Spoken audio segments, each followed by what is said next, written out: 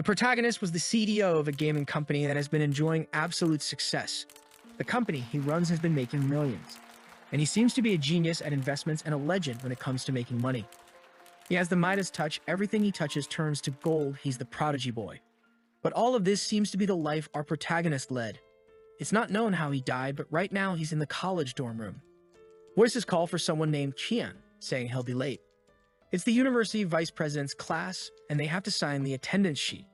When he wakes up, his friend has a psychopathic smile looking at him. He's confused, and the friend leaves the room saying he'll be in trouble if caught. This is our protagonist, Pai Qian, 19 years old. As he looks at the door, he realizes it's 2009, and he's gone back 10 years. He pinches his cheek, but realizes he's not dreaming. And like a good reincarnate, the little system appears. The wealth conversion system is linked to the host.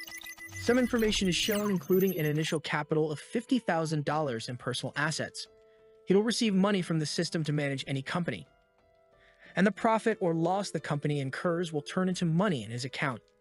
However, for every $100 profit, he earns $1 in his account, and for every $1 loss, he also earns $1, meaning it's 100 times more advantageous for the company to lose money. He just needs to create a company that loses a lot. Look at the smirk he gives when he's thinking about how bright the future will be.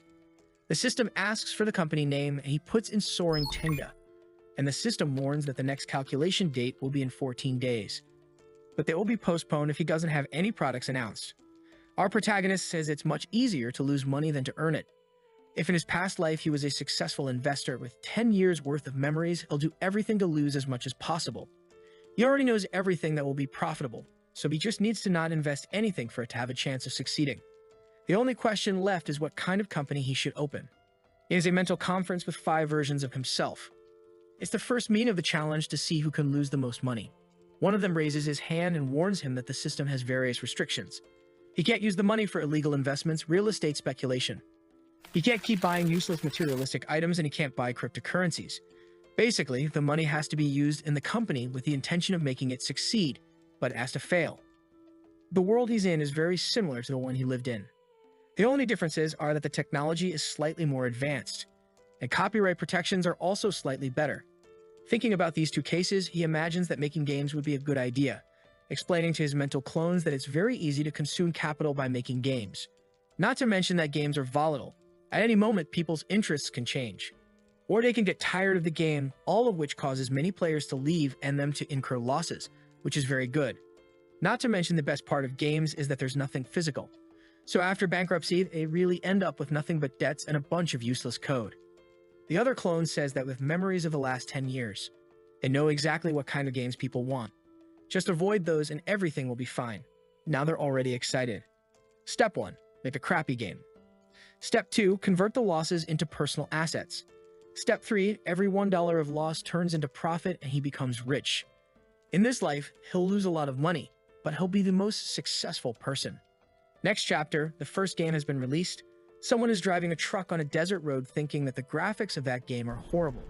Also, the steering wheel is too stiff, and the sound is extremely tedious. But the guy adjusts his glasses, saying he's played a lot of bad stuff, and this is quite common, so he's used to it.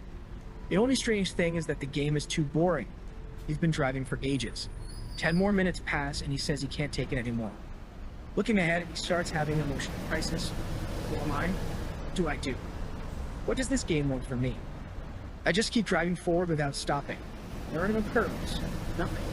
This game doesn't show any change. At this moment, the guy realizes something. Wait, this is just like my life. Extremely boring and unchanging. He decides he needs to stop playing this for a bit, but when he clicks to pause, there's no pause. He's infuriated with this damn game. What kind of game doesn't have a pause? But he also thinks that his life is like that. No pauses, you have to keep going even when you don't want to. Suddenly, he crashes into a pillar, and the game asks if he wants to try again. He's outraged. He's been driving forward for 30 minutes, and the game is asking if he wants to try again. He's made up his mind. After he finishes eating, he's going to turn this game into content for his channel of horrible games. Back at the university, our protagonist is watching the guy's video. Who says the game is basically a straight line with some curves occasionally. If you fail, you have to start from scratch. But he found it brilliant that the game humiliated him in the end by saying, "Congratulations on wasting 8 hours of your life. That's when he realized that the creator's goal with this game was to create a reflection, to make you wonder why you're spending so much time on it. In the comments, people are loving the game, saying that the 8 hours are almost meditative. For those who need to find a new direction in life, it's perfect to play this while thinking about your future. Our protagonist is angry. He created it to be the most boring and stupid thing. So why are they so excited, saying that this game changed their lives? He goes to the comments and warns, "I'm the developer of the game and deliberately made it terrible. It's not for you to think there's any message in it. It's crap, so don't buy it. It's not worth it." But people don't care, saying they bought it to have fun with friends just for the heck of it. And they're really enjoying it. Our protagonist is confused. Something's wrong with this world, or is he going crazy? He did everything to create the most tedious and boring game possible. So why did a big streamer play it and like it? Worse still, he promoted it to a bunch of people. With that, the $50,000 he was supposed to earn turned into $700. Our hero is shaken and spitting blood. He then has to have another mental conference and announces it's an emergency meeting. He never imagined that horrible game would sell 200,000 copies, and after deducting all the investment, they made a profit of 70,000. From 100 to 1 turned into 700. He drinks a coffee, saying there's no use crying over spilt milk. They need to discuss now how they're going to spend the next $50,000. One of the clones says maybe the best thing to do is to bring in someone to help. Someone who's a failure. Someone who can't succeed with any game, and suddenly the protagonist has an idea. He knows the perfect person who's always been by his side. Someone who ruins everything they touch, the best companion to drag the team down. At this moment, the friend named Mei Yang enters his room, saying he brought some food for both of them. Our protagonist tells him he's the perfect person. He's a bit confused there, and the scene changes to a bar where everyone is toasting and eating. Mei Yang asks why he suddenly invited him to eat. Did he get some money? In a way, he did. $700 and lost $50,000 because of it. The poor guy worked day and night to have $900 in the account, and now he's crying. But he realizes that the system has some kind of minimum value, and anything below that is completed by the system. This time he received $300,000 and needs to spend it all. Mei Yang tells him to eat, but our protagonist says he's developing a game and asks if he's interested in participating. Mei Yang is startled, asking where he got the money to do something like this, and Pai Qian invents that he's from a wealthy family and his father gave him $300,000 to venture out. Mei Yang asks if he knows how to program or do design. Pai Qian obviously says no. Who cares about that? Just buy some cheap design packages and it's fine.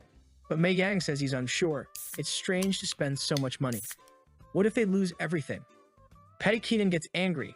Now this damn guy is suddenly full of conscience. How is he going to convince this guy to lose money with him? But the damn guy is going to use failure for success. He gives a little cough and asks, "Have you heard of the game Solitary Desert Highway?" Mei Yang says he has. It's that stupid game where you drive for 8 hours aimlessly.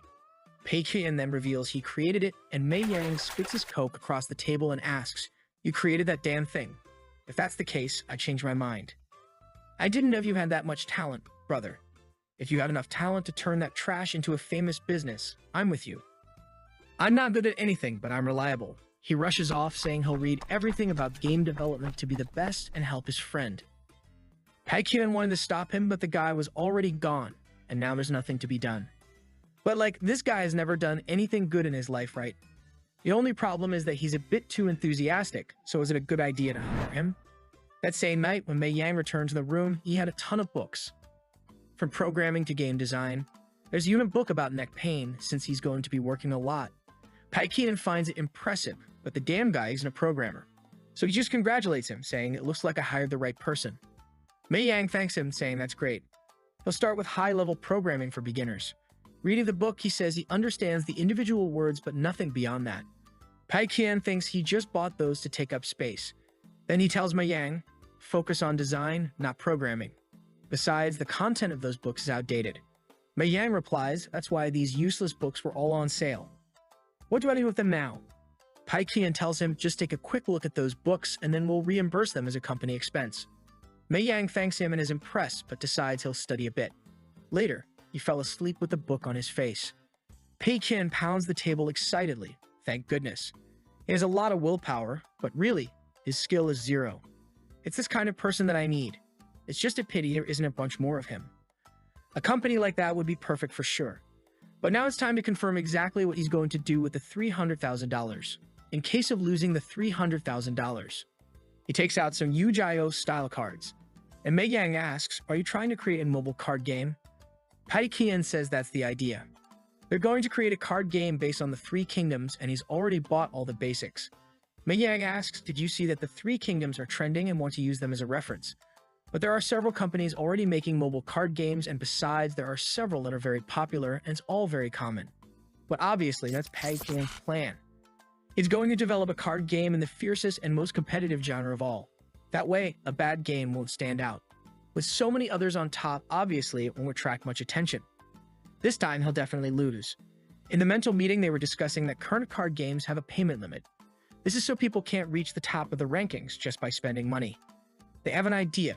What if they set the payment limit extremely high?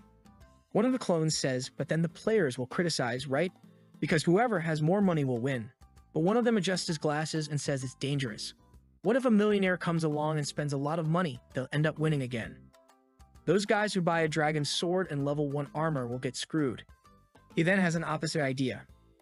What if they make it so the guys who can spend money can't spend money even if they want to? Then the game will be cheap, and furthermore, it will only sell a VIP and nothing else.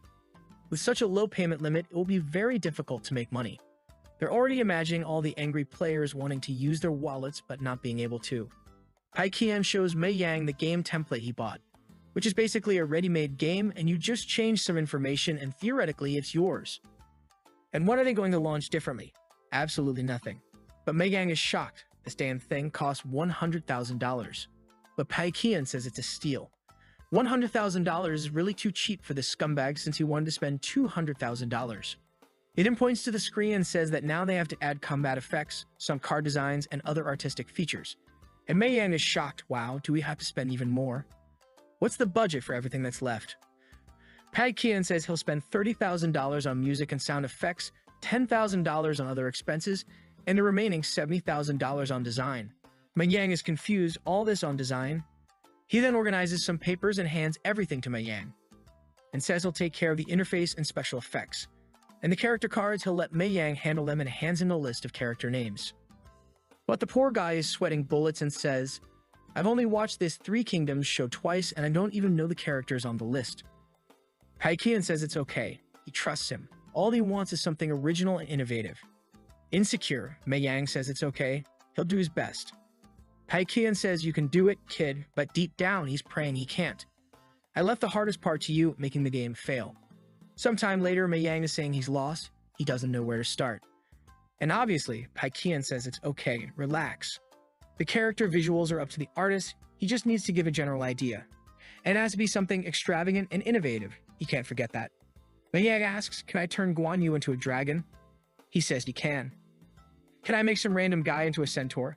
You can. "Can I turn a woman into a dragon too?" You can. Do whatever you want, dude. "Can I turn the character everyone loves into a little dragon loli?" You can too. Mei Yang is happy, and Pai Qian says he's a genius, how amazing everything he does is. He's changing all the characters into women wearing skirts. This is going to be a disaster. It's really an incredibly stupid idea he's following. Since successful games are using a more cartoon style, he decides to use a realistic style to go against the trend. He finds someone on the internet named Huan Guanjin. The guy's designs are extremely simple and dull. And since his focus seems to be cartoon style, if he asks for realistic, it will surely turn out like garbage. Plus, it's very cheap, which is even better, as it guarantees the guy is bad. He writes an email and sends it to the guy. Now he's confident, a rookie artist drawing something he's never drawn before, and his lost friend giving the worst ideas possible. Surely all the Three Kingdoms fans will hate it all.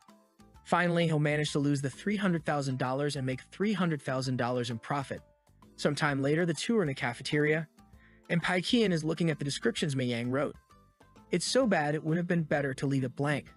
There's no detail about the design, just about the race and color of the character. It's truly an unacceptable summary. He thanks Mei Yang, saying it's perfect, he could never do something like this, thinking that clearly it has no characteristics of the Three Kingdoms. You can't even tell it's based on them. Then Mei Yang says he has a crazy idea. Pai Qian wants to know what the idea is, and Mei Yang says, "Why don't we turn all the characters into women?" But Pai Qian immediately tells him to stop with that idea. Mei Yang asks why, and Pai Qian responds that there's a danger of people getting angry, but in reality he's afraid of it being successful. He then says that the idea is already great. Leave those centaurs, the dragons, really, this way it's much better. My gang says okay then. Paikien gets up and says he'll send the contents to the artist later, while thinking that it's easy to fool this guy. In the city of Mo at the University of Finance and Economics, we see three guys in the dorm room talking. They're asking the guy in jail what kind of job he got and who the client is. The long-haired guy tells them to leave because he has to go to a meeting and they'll have to start working soon. He then enters a sort of virtual reality to talk to Paikien. His name is Huang Guangjin, and he asked our protagonist how many characters he wants and what the requirements are. Paikien says he doesn't want a cartoon style and needs 54 drawings of each character, so 200 in total. Huang Guangjin is a bit surprised because he only draws cartoons, and then he says he wants 2,000 per set. It may seem like a lot, but he's a capable rookie. But Paikien doesn't like that price. It's too cheap and won't make a dent in his money. So if he says no, that price isn't suitable. Huang Guangjin says that's the minimum he'll accept, but Paikien starts explaining that he needs innovative designs so the difficulty will be great. Also, the one who planned it doesn't have much knowledge of art, so that's why the descriptions are vague. In this case, he'll pay 3,000 per set since that's what's appropriate.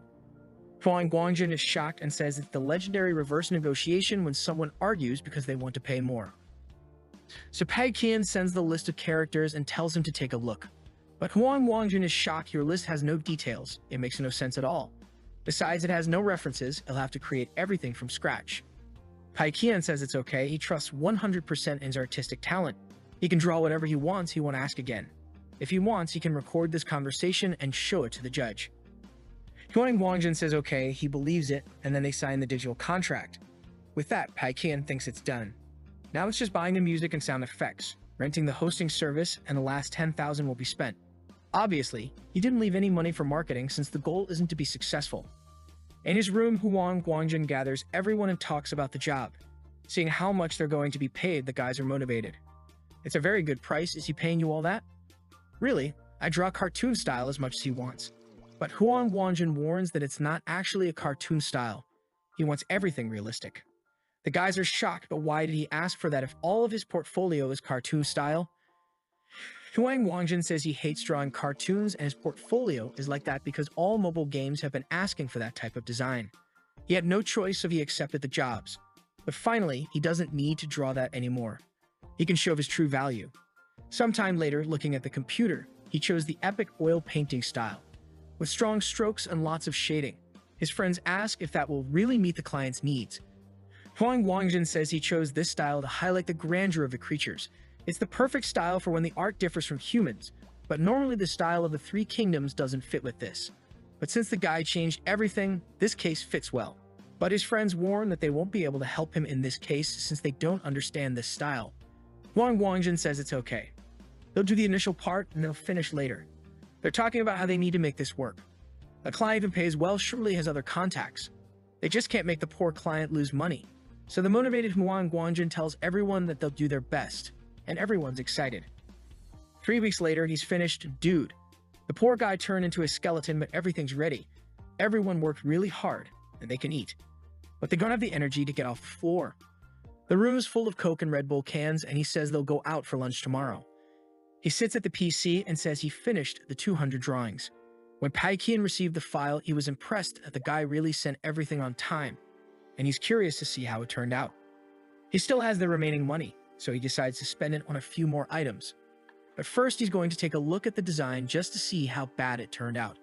Upon opening, the first thing that comes up is the divine fighter Guan Yu. The art is insane and extremely good, and Paikien gets mad, saying this costs much more than what I'm paying. Was this guy tricking me? His portfolio had nothing about this type of drawing. So an emergency meeting is necessary. Unfortunately, the game needs to be launched in 2 days or the system won't make the payment. One of them says it's okay, even though the drawings are well done. Things may not go so well since the characteristics are very different. Also, they only use the old game model, and the gameplay is quite boring since they didn't buy any more resources. It's as dull as possible. But one of the ties says that the art doesn't matter. If no one clicks, they won't even see it. They need to release this game with the most ridiculous name possible.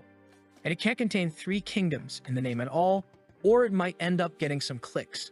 May appears behind him and asks what he was looking at. When he sees the art, he's impressed with how good it turned out. Paikian says it's all thanks to his talent, and Mayang responds, "Wow, I really didn't know I had this talent." Paikian then asks him to test the game just to see if there are any bugs. And Mayang then asks what the name of the game will be. Our protagonist says it will be Ghost General, a card game. Back in Guanju's dorm, they're celebrating the end of the project and went out for a barbecue to relax. One of the guys asks when the game will be released and what the name is.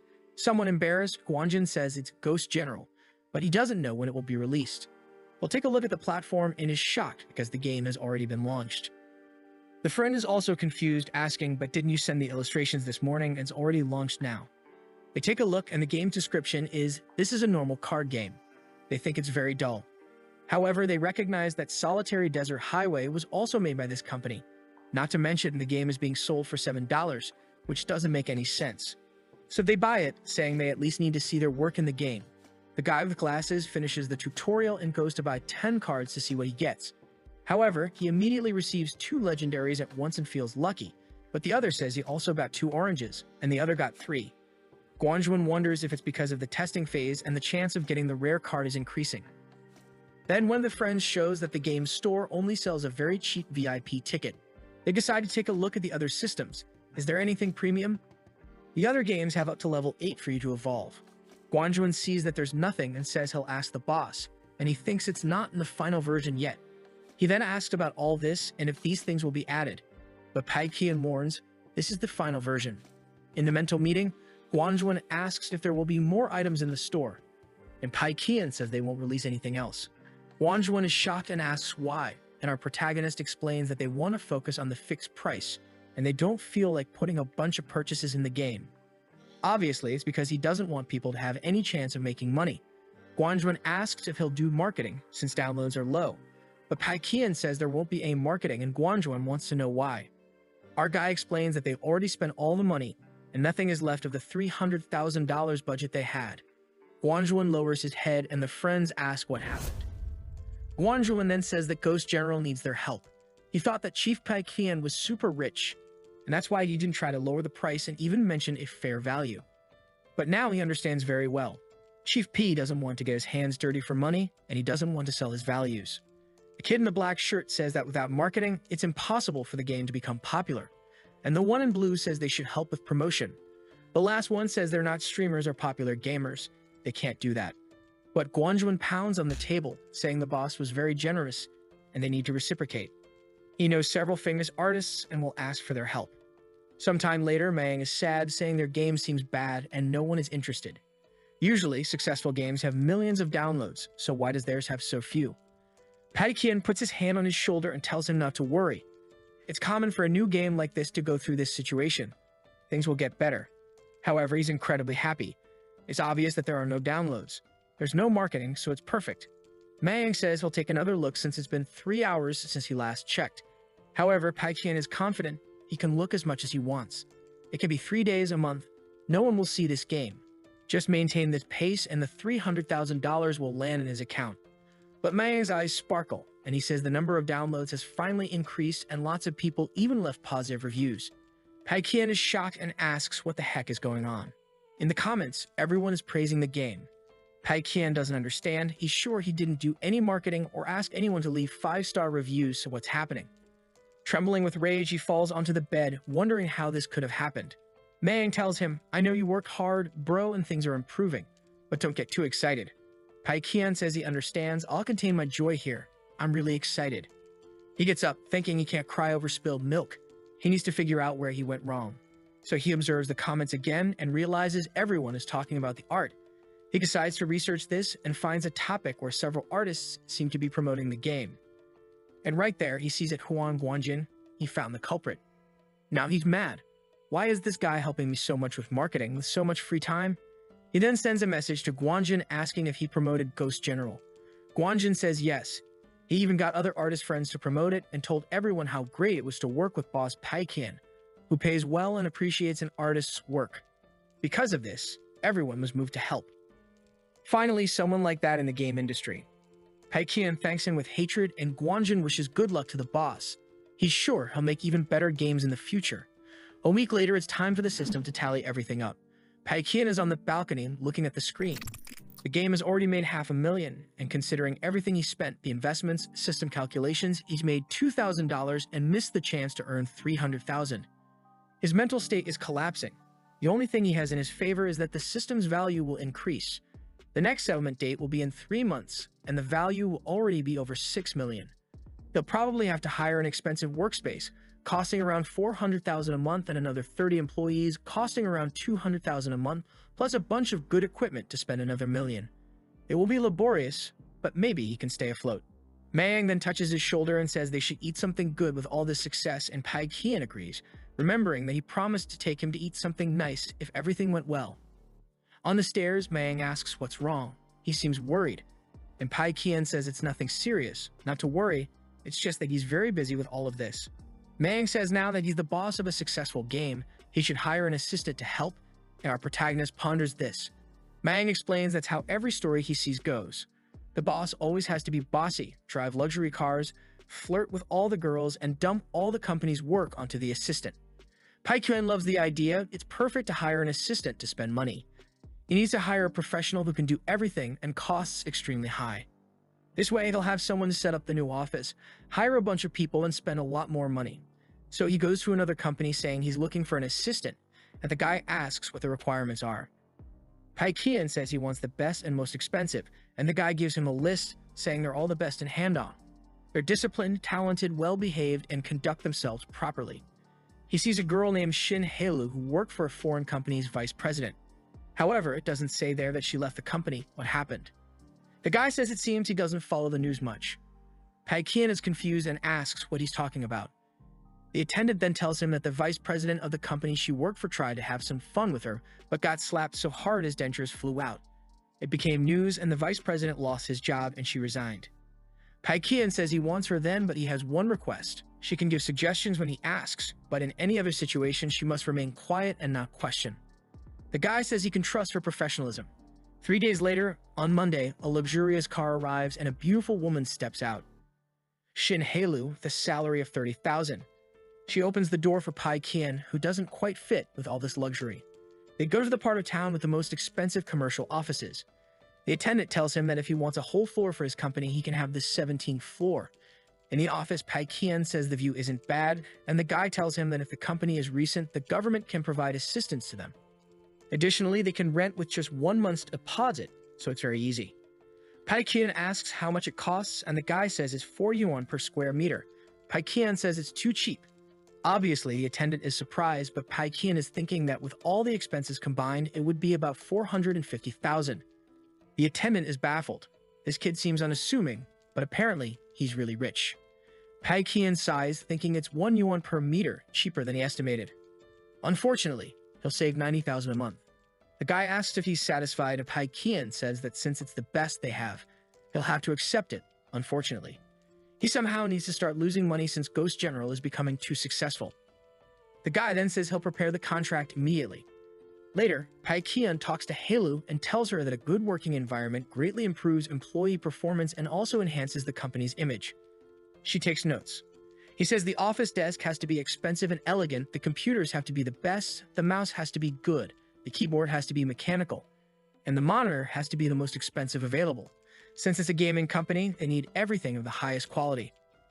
Additionally, they need plans for the employees when they're stressed and someone to water them. It might seem useless, but they also need someone just to water the plants. Also, they need the most expensive treadmills possible since everyone sits for long periods. It's good for them to stretch their legs a bit. He also wants a tea table so they can relax. Shin Hailu says she's noted everything and asks him what an acceptable price would be. He says at least 500,000, but as close as possible to 800.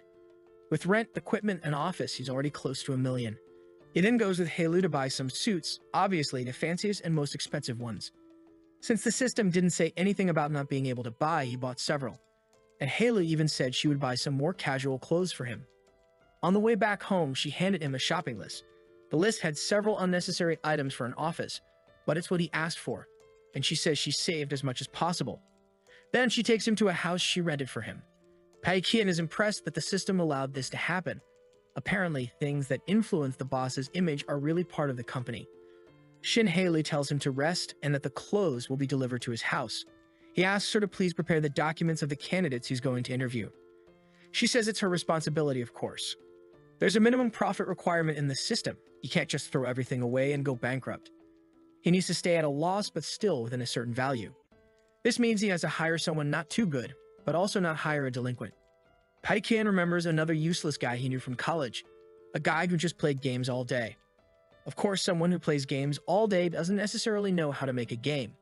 So he goes to the guy and throws the money, asking if he's willing to create a game. If this guy works with them, there's a dual monitor and the best computer available, and he can play games all day. The guy asks what he'll do with the company, and Paikian says he'll be the game tester, so he just has to play literally. If he wants, he can give suggestions on designs and games. The guy says he'll think about it. Maybe he'll accept. Paikian then touches his shoulder and says he's waiting for them at the company. He'll call him on the phone, and now he's going to get his hair cut with that money. The chubby guy takes the money and cries, saying someone finally recognized his worth. Then, a guy named Huang Zibo with yellow hair is in front of the company, wondering if this is where the two legendary games, Desert Lonely Highway and Ghost General, were created. He enters somewhat embarrassed, lowers his head, and goes to the elevator. When the door opens, the company's planning chief, Han Yang, is there.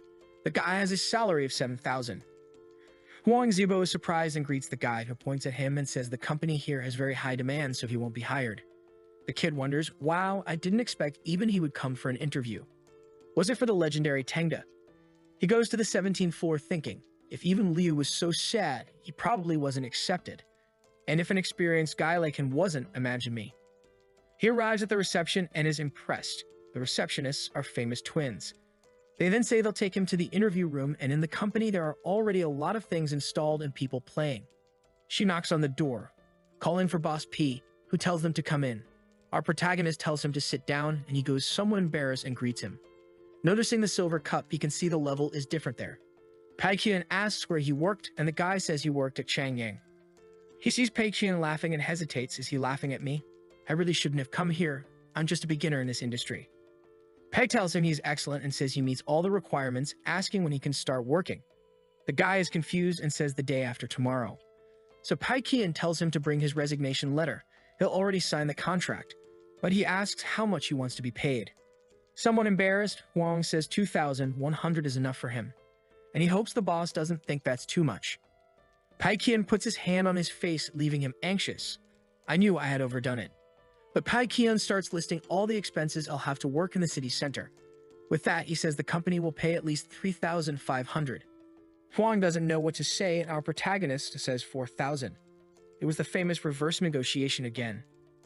Embarrassed, he says that's great, and our guy says it's decided and welcomes him to the company. The poor guy leaves trembling. Paikian keeps refusing every experienced guy who could make the company succeed and hires all the inexperienced young people with the excuse that they have a visionary eye. A week later, Mei Yang is going to visit him. When he enters the room, he asks how the hiring is going. Our protagonist hands him the list. Mei Yang obviously gets a shock, saying the people seem very young and inexperienced, and asks why he hasn't hired any chief designers. Did nobody apply for that position by any chance? Paikian tells Mei Yang that a lot of people applied, but he rejected all of them. Mei Yang asks why, and our protagonist explains that it's because those guys are too outdated and don't have a passion for the game. So he's going to be a head designer and will only ask for help from that blonde guy he hired. Seeing the resume, Mei Yang says the guy doesn't seem very experienced. Is Paikian sure about this? Paikian says yes, especially because he's looking for someone who can't see how stupid his ideas are. Also, they have a gamer who plays all day. With such an infallible duo, the company can't go wrong. Mei Yang asks when they'll actually start working, and Paikian says it will be tomorrow. He then makes an announcement to everyone in the company that tomorrow things really begin. People seem eager to finally start working, even if it's a 9 to 9-6. That means working 12 hours a day, 6 days a week. He doesn't care and will give his best. Paikian says to celebrate the start of work tomorrow, everyone should shut down their computers and go home now. Huang was ready to work and gets surprised. What's wrong with this boss? Our protagonist says it's Friday, today is a day for fun, so we're going to rest. Let's go home, everyone. He looks at the clock and it's only 3 p.m. What are they going to do now outside of work? Back home, our protagonist goes once again to his mental meeting to think about what kind of game would be perfect to incur losses this time. One of them says the goal is to choose the wrong direction and ensure that the employees don't notice. Since the mobile industry is doing very well, they have to avoid that. How about trying to create a computer game to compete with one of the biggest of all? One of them suggests making that style of game a style they don't have, But they all agree that the entire company can't do it. They hired a bunch of amateur people, and that style would be impossible. So on the 12th day, he calls everyone for a meeting. As no one works during a meeting, they're all focused. He then reveals that they're going to make a first-person shooter game for computers, something none of them has ever done. Huang's about to say something, but he already tells him to wait and announces that there won't be a mobile version. Their intention is to dominate the industry, so they don't even want to bother with an insignificant game. At Tenga, they're either going to success or fail. There's no middle ground.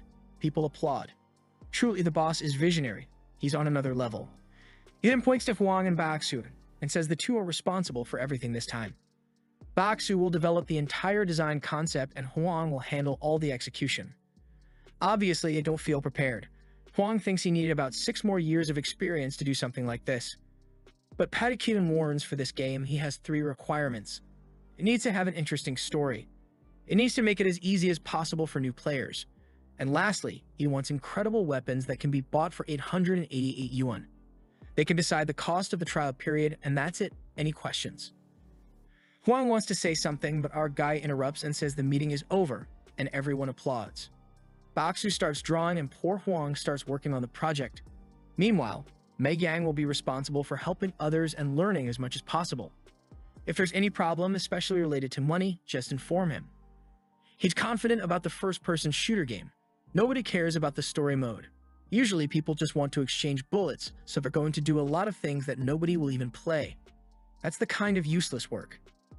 Not to mention that experienced players really like aiming, so if he makes the aiming part too easy, they'll hate it. Also, the payment of 888 yuan per weapon, it becomes inaccessible. He's trying to take everything good from a game called Counter-Strike and do the opposite. With almost no one on the team knowing how to make an FPS game, this is doomed to fail. In the next scene, Huang says, "I'll work overtime even if he cuts my salary. I don't care." Baxu hands him some stuff, and they pause to chat. It seems they're unsure about creating a story mode. They won't be able to compete with the other giant companies.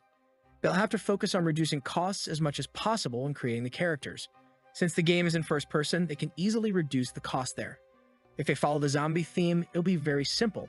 They only need zombies and mercenaries. Then they just need to take the base model and paint it in various colors to have various zombies. Wang says it's a good idea, but it'll be difficult to create an original story with just zombies and mercenaries. They need something more. Bao Xu says he has an idea. He just needs a girl, and he'll make her mute, and it'll be perfect. Wang asks why she needs to be mute, and Baxu explains it's to save money since they won't need to hire anyone to do the voice. Indeed, the guy has an IQ of 1,000. They'll convey her emotions solely through expressions. She'll be like a light in the darkness. They continue discussing various ideas, and time passes. It's now November 14th, a Wednesday. Our guy is at college, but he wishes he were at the company with his employees.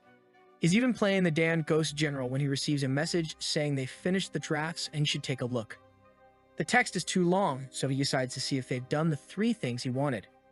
There will be a story mode, it'll be easy to aim, and there will be epic, expensive weapons. It's perfect. Obviously, he should have read the project a bit more. It's already November 18th with 67 days left until the cycle closes. Our guy sees that the money in the system is only increasing, while there's still nothing in his personal account. Why is it so hard to lose money? At that moment, Mei Yang enters and informs him that everyone in the company is working secretly. Our guy is shocked. Why are they doing this? He asks, are they working or playing? Mei Yang says they're playing, and with that, Pai Qian relaxes. He sits down and asks, are you sure they were playing? Mei Yang says yes. That's why he came to warn him, because it's a waste of the company's resources for these guys to be playing. Pai Qian says there's no need. It's better for them to be playing than working, right? They're a gaming company, so they were probably seeking inspiration from other games. His friend asks if he should leave them alone, and the protagonist agrees, and says that in overtime they'll pay 1.5 times more, and on weekends they'll pay double. He hands a sheet to Mei Yang and tells him to note every extra second they spend in this company. When he leaves, he sits, thinking he's a genius. He'll finally manage to spend more money. The next day, hesitantly, Wang goes there and knocks on the door. Our protagonist tells him to come in, and he comes in with a sheet, somewhat unsure, saying it's the resources they need to buy. Wang is thinking. He did his best to find good quality resources at a reasonable price. There shouldn't be a problem, right? Seeing the list, our show-off gets angry. How did he manage to save so much? 670,000 to make the entire game. He returns it and says he wants him to redo it with double the budget. He needs to spend money. Huang is puzzled but says okay, and then asks the name of the game. He says Bao Xu wants to name it Ocean Fortress, but he finds it strange and wants the boss to decide the name. Paikin recognizes the name as a failed movie from his last life, and with that, Ocean Fortress is a perfect name. Let's use that. Huang is obviously working hard, chatting with everyone in the company and increasing the budget since the boss asked. He sits at the desk and receives a message saying his salary has been cut, but it's much more than he expected. Could it be a mistake? He sees Shin Haley passing by and asks to talk to her. He shows her, saying that he received the wrong salary. He earned more than he should have. But Shin Haley tells him that it's correct, it's the payment for overtime. He is taken aback and she says it's normal for the company. He thought he would never receive the legendary overtime pay.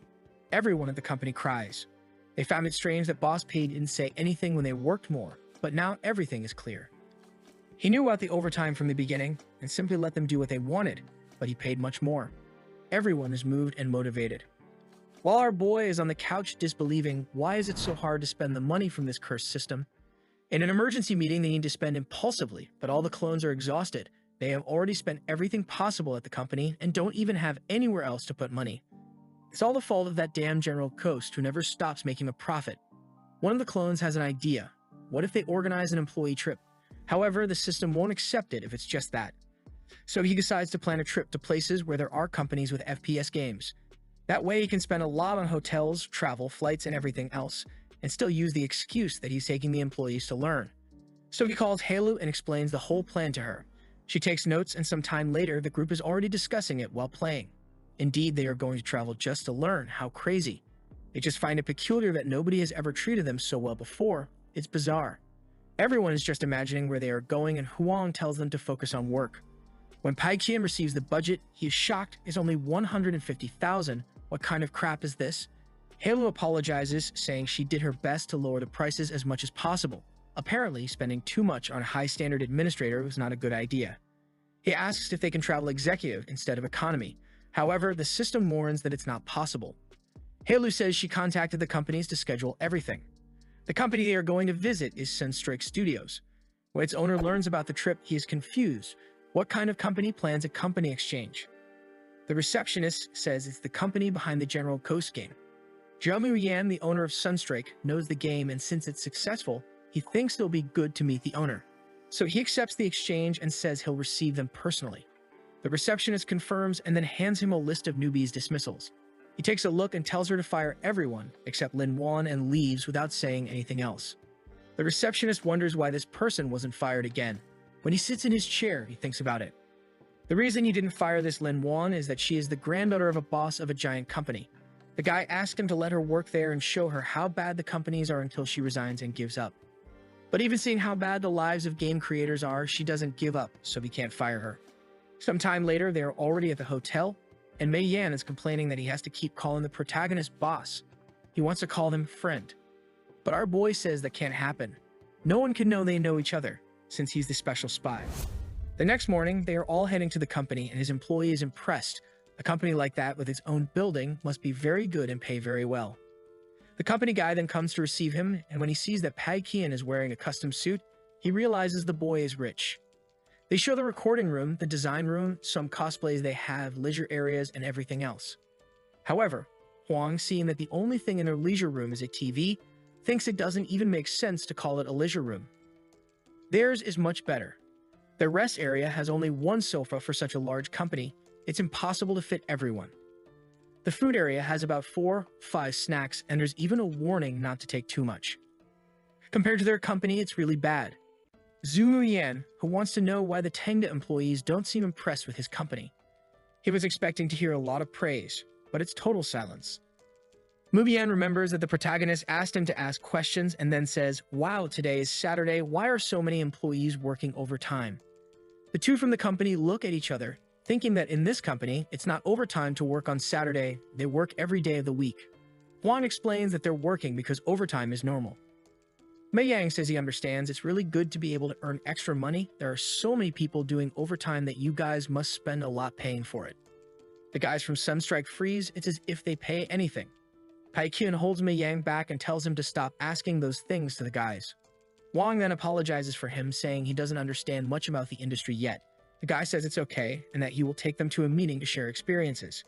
And they walk through the corridors where several employees are working. While some comment that the workspace there is very cramped.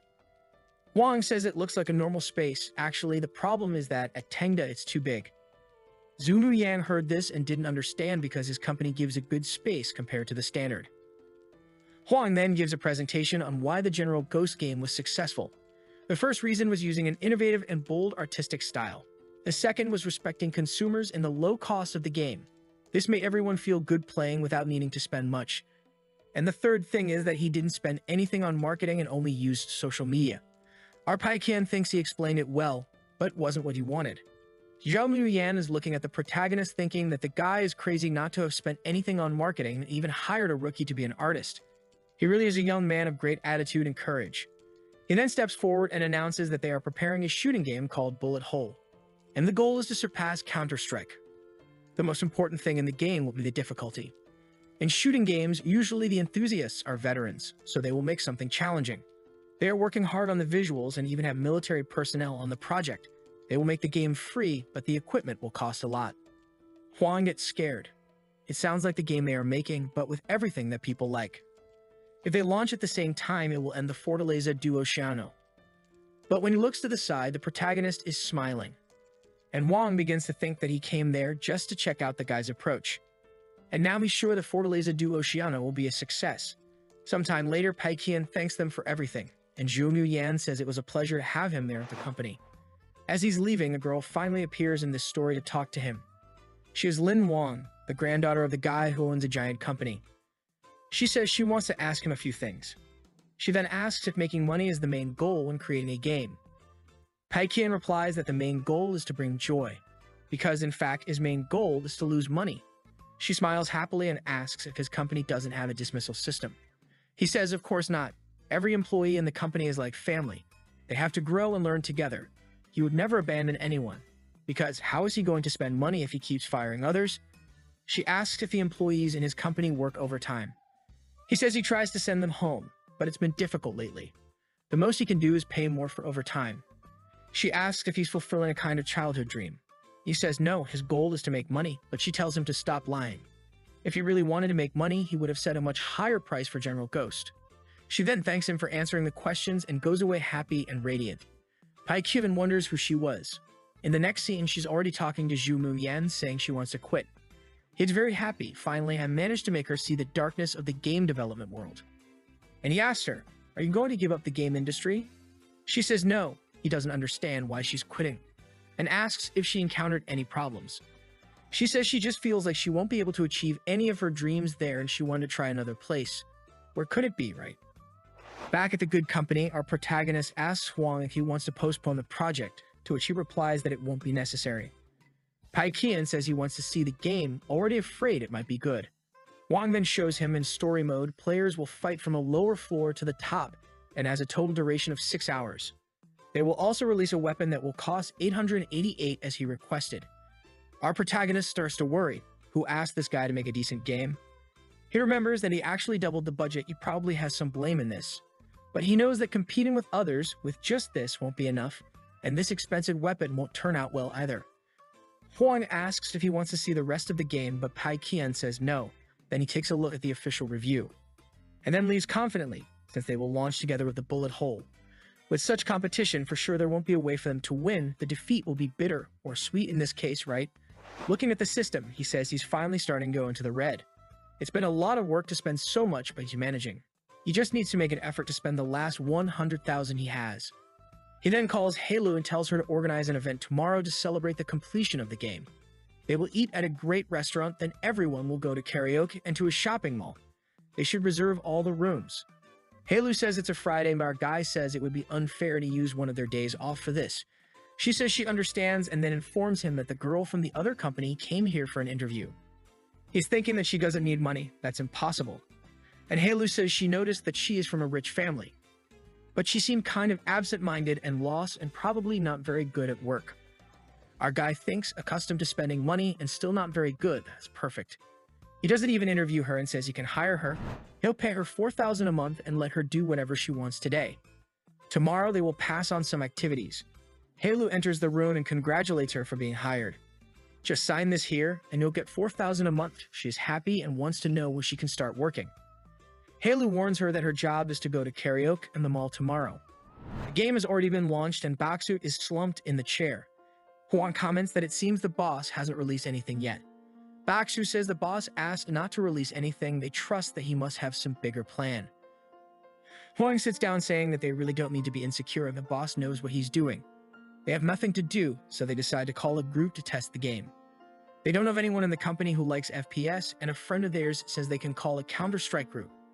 But Hwang says that's not very right to keep using others as guinea pigs without them knowing. But then Lin Wan shows up saying she knows several people and asks if they want her to contact them. Hwang is startled and asks where she knows them from, and she says that when they were testing bullet holes, she met all the players since she was in touch, and that's why she has their numbers. He then says perfect, and in an apartment, there's a professional player and streamer receiving a message from Lin Wan asking him to test a game. The guy thinks it's bullet hole, but she says it's another game. He then says she's bold to leave the company when the game is launching, especially since when the game is launched, the team gets a lot of bonuses. She says the bonus means nothing to her and explains that the company she's working for now is much better, so stop talking nonsense and test already. He asks if the company will pay at least $500 for the test. She says no, but he'll get a Desert Eagle in the game. He says her new company is stinky then. How can you ask to test a game but won't pay anything? She says he can trust that the company isn't stingy. They will even give him a permanent epic weapon. He gets angry because why would he want an epic weapon from a game he doesn't even know will be successful? She says the weapon will cost $888 and he's shocked. What kind of expensive game is this? It's easier to commit armed robbery than to ask for $800 for a skin. But with that, he decides to give it a try because of their friendship. He says the name sounds like garbage, but the graphics aren't that bad. Strange that there's only one weapon in the entire store. He thinks it's not worth playing, but sees that there's a story mode and decides to give it a try. And then he finds himself waking up in the middle of a bunch of creatures. He gets up, falls, and even receives a tutorial on how to walk. He opens the door hoping a boss won't appear right away, but it's obvious a zombie is coming. At this point, he takes the Texan household tool from the creature's pocket and sends it to oblivion. But he gets bitten and infected, so he's going to die. At that moment, a girl suddenly stops in front of him, pulls her blood, and throws it on him. With that, he's cured. He tries to communicate with her, but realizes she changes and is impressed. It really is a very original story. The most interesting part is that it's easy to hit the bullets and easy to control. Using a big gun to blow heads off is very satisfying. He keeps playing, facing the boss using bazookas and atomic explosions. He wakes up in a helicopter and finishes the game. And then he starts sending messages to his friends saying the game is really good. Our hero is confident that this game has finally failed. When he enters the company, there's no one at the reception. When he looks, Hwang is standing there staring at her. He realizes no one is looking at him and thinks apparently such a huge failure shook everyone. As much as his goal is to lose money, he knows everyone has worked hard and it's not easy to deal with failure either. So he decides to give some words of comfort. When Lin Wan sees him arrive, she informs everyone and they start celebrating. Our guy is confused and Hwang comes forward and says, "Boss, I learned a lot working for you. I didn't understand why you didn't want to promote the game, but now I understand. A really good game only needs good feedback from the players and everything will work out naturally." Pedikian is shattered. "You're not telling me the game became popular, are you?" Hwang throws his arm up and says you can keep updating the platform. Popularity, number of active players, or even profit, we destroyed bullet hole. They bring out a giant champagne bottle. Everyone is happy and cheerful, except our poor guy. Seeing him going to the room calmly, they think everything went according to his calculations. This success wasn't even a surprise, that's confidence. Our guy falls on the other side of the door wondering what he did wrong again. How is it possible? It makes no sense. How can he not fail? He didn't let Wang Jing help with this project to avoid anyone promoting him, so where did it go wrong? The comments are a mess, so there's no way to know why it became popular. But he thinks, I'm the boss, I'm going to tell Hwang to analyze this. And he sends a message for him to analyze the success, both in design and marketing, and send it to him. In the clone discussion, they say they made a serious mistake by having a good story mode with an easy-to-play game, which attracted many casual players. Not to mention that the only one that sells for $888 made those who like to spend money enter just to show off. Looking at the profits from the system, he should have made at least $500,000 and got $600,000. In the end, after all the calculations, he earned $6,000 working for 3 months. The poor guy is earning less than any employee. And now with another successful game, it's going to be even harder. But there are still 2 days left for the system to finish the calculations, and he just needs to spend everything possible in that time. He has already given a raise to everyone, or at least everything the system allowed him to increase. In addition to giving an extra 1,000 yuan to everyone who participated in the project as a bonus in the case of the entire company. He tells Halo to create a new clause that allows everyone to spend up to 3,500 from the company as long as it's for work-related items. Huang is happily working when once again he receives the notification the guy is already earning 15,000 a month, and everyone in the office is impressed with how much they're receiving. Halo continues distributing the 1,000 bonus and also informs that the company will help pay up to 3,500 for anything they need for work. Baksu notices immediately he can even buy game-related items with the extra help from the company. People are starting to get scared. The boss is too good. Halo says there's no need for them to be shy, and today they can even leave work early because the boss will take everyone for a celebration. Not ironically, he informs them that they're there to celebrate, but they still have to stick to work hours.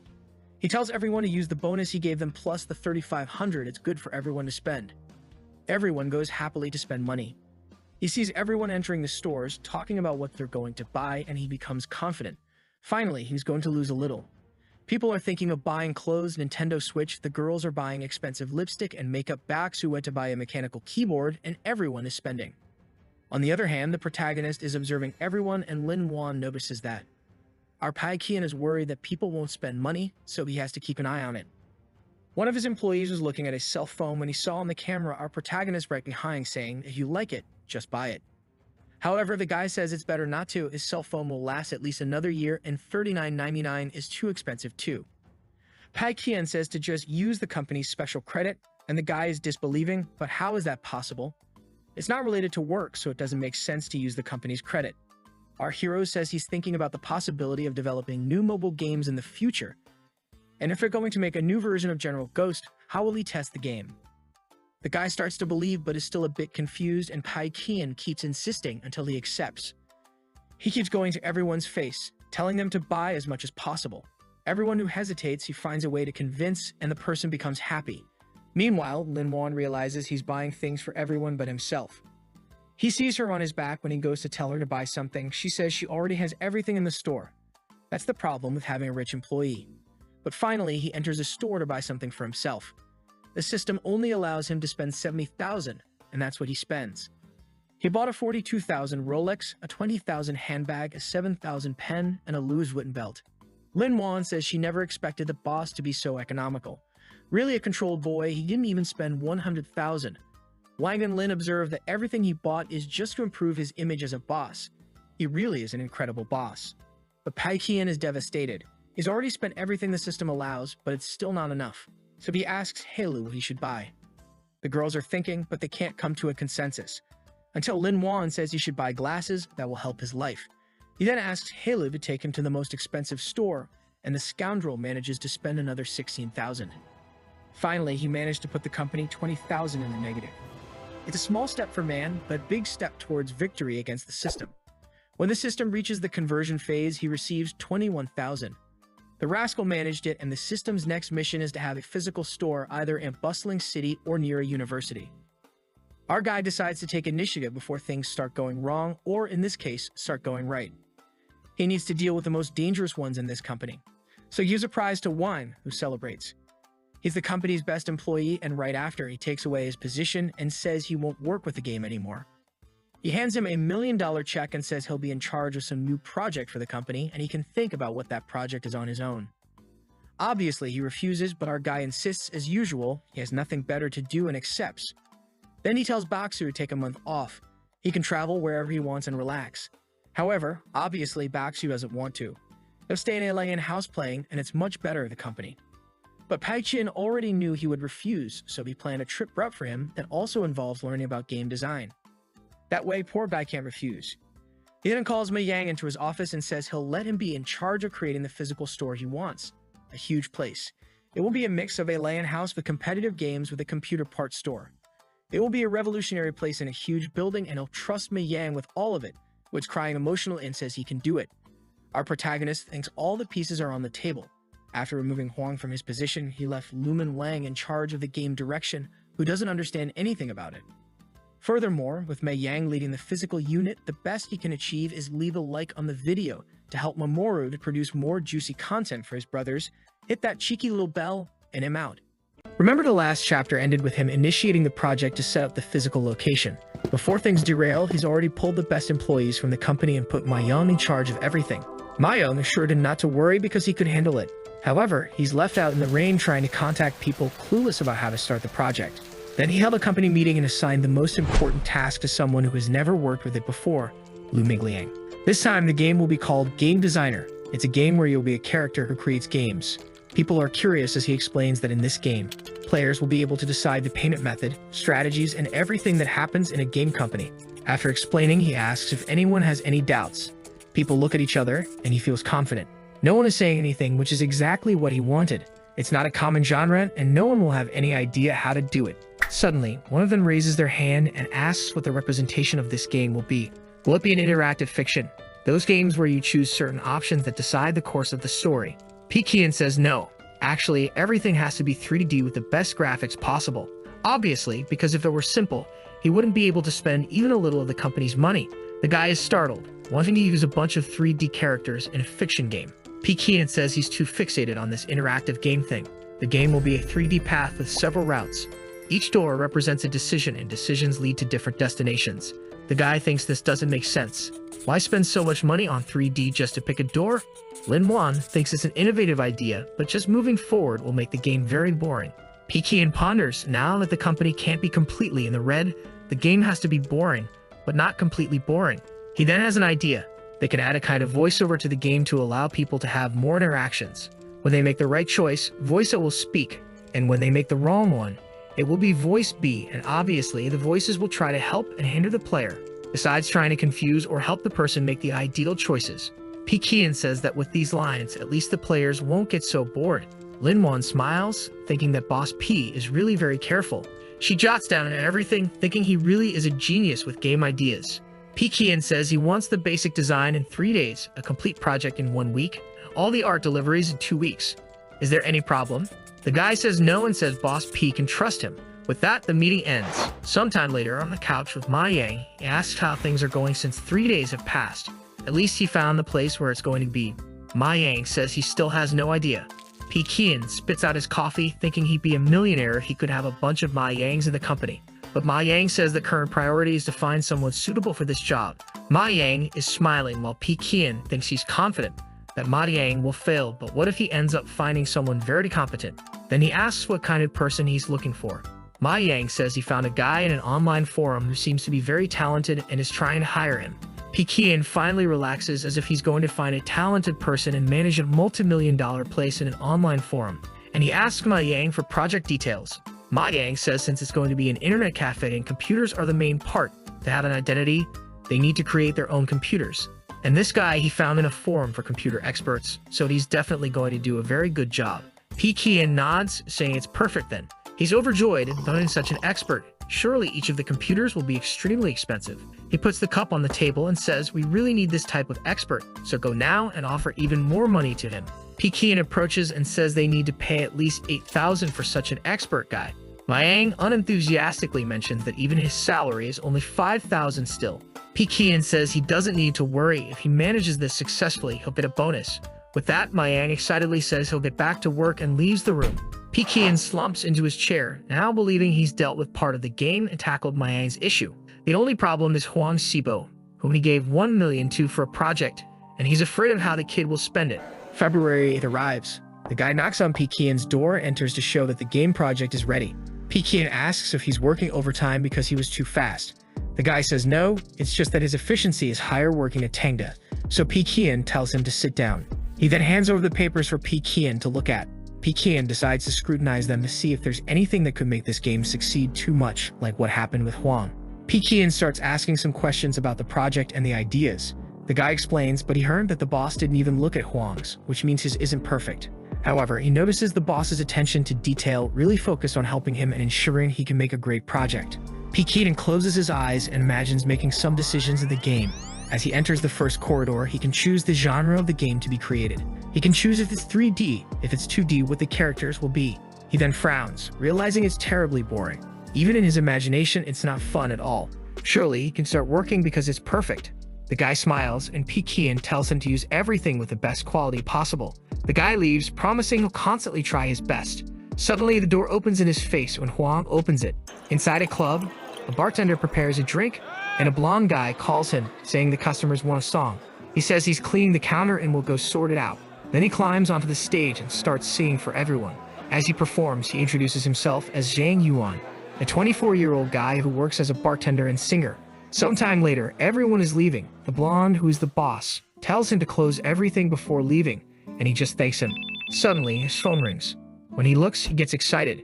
It's Mayang talking about the salary and that they want him to come for a visit and everything is paid for. In front of the company, scared. It's the legendary Tangda that created the Ghost General and the Fortress at Sea. Heilu comes to greet him all shiny. He confirms he came for the interview, and she takes him to the room. Pekian says he doesn't need to be so formal and can sit and have some tea. Sitting in the chair, he's confused because someone as important as Pekian wants a barista as an employee. He just hopes he hasn't been hired to sing while making drinks. The first thing Pekian asks is what he thinks is the best configuration for a computer to run all current games. Zhang Yuan continues hesitantly, but now he realizes the guy wants his talent with computers. He knows this guy is very powerful and smart, so it's better not to try to fool him. And he starts thinking that if he takes a little bit of the salary he's going to receive to put it into the configuration, he might even be able to be friends with such a powerful person. He then starts listing each of the parts from the motherboard and graphics card to the speakers and headset. After explaining everything, he relaxes and tells Pekian it will cost a total of 15,000 each. Actually, it will cost 16,000, but he's willing to take a little bit off his own salary to make the offer more attractive to Pekian. The damn guy hasn't even entered the company and he's already ruining our protagonist's plans. Pekian says the configuration seems good for current games, but what about future ones? He tells him he wants him to increase the configuration by at least 10,000. With the extra 10,000 in mind, Zenan begins to describe new components that could reach that price. With these 25,000, he says, they can create a computer that will be one of the best even 2 years from now. Pekian says that's fine, especially since that's all the system allowed him to spend on each of the computers. Jay actually knows it will cost 26,000, but he's still willing to take 1,000 out of his own pocket to help Pekian. Pekian tells him it's settled, he can build 50 of those. Then he spits in Pekian's face and reveals that he felt bad for accepting 3,000 to do something so simple. That's why he was going to return up to 1,000 for one of the computers. But actually, if he wants to make 50, the story changes. Pekian says he can't feel that way. He deserves the 3,000. Why does he want to return the money?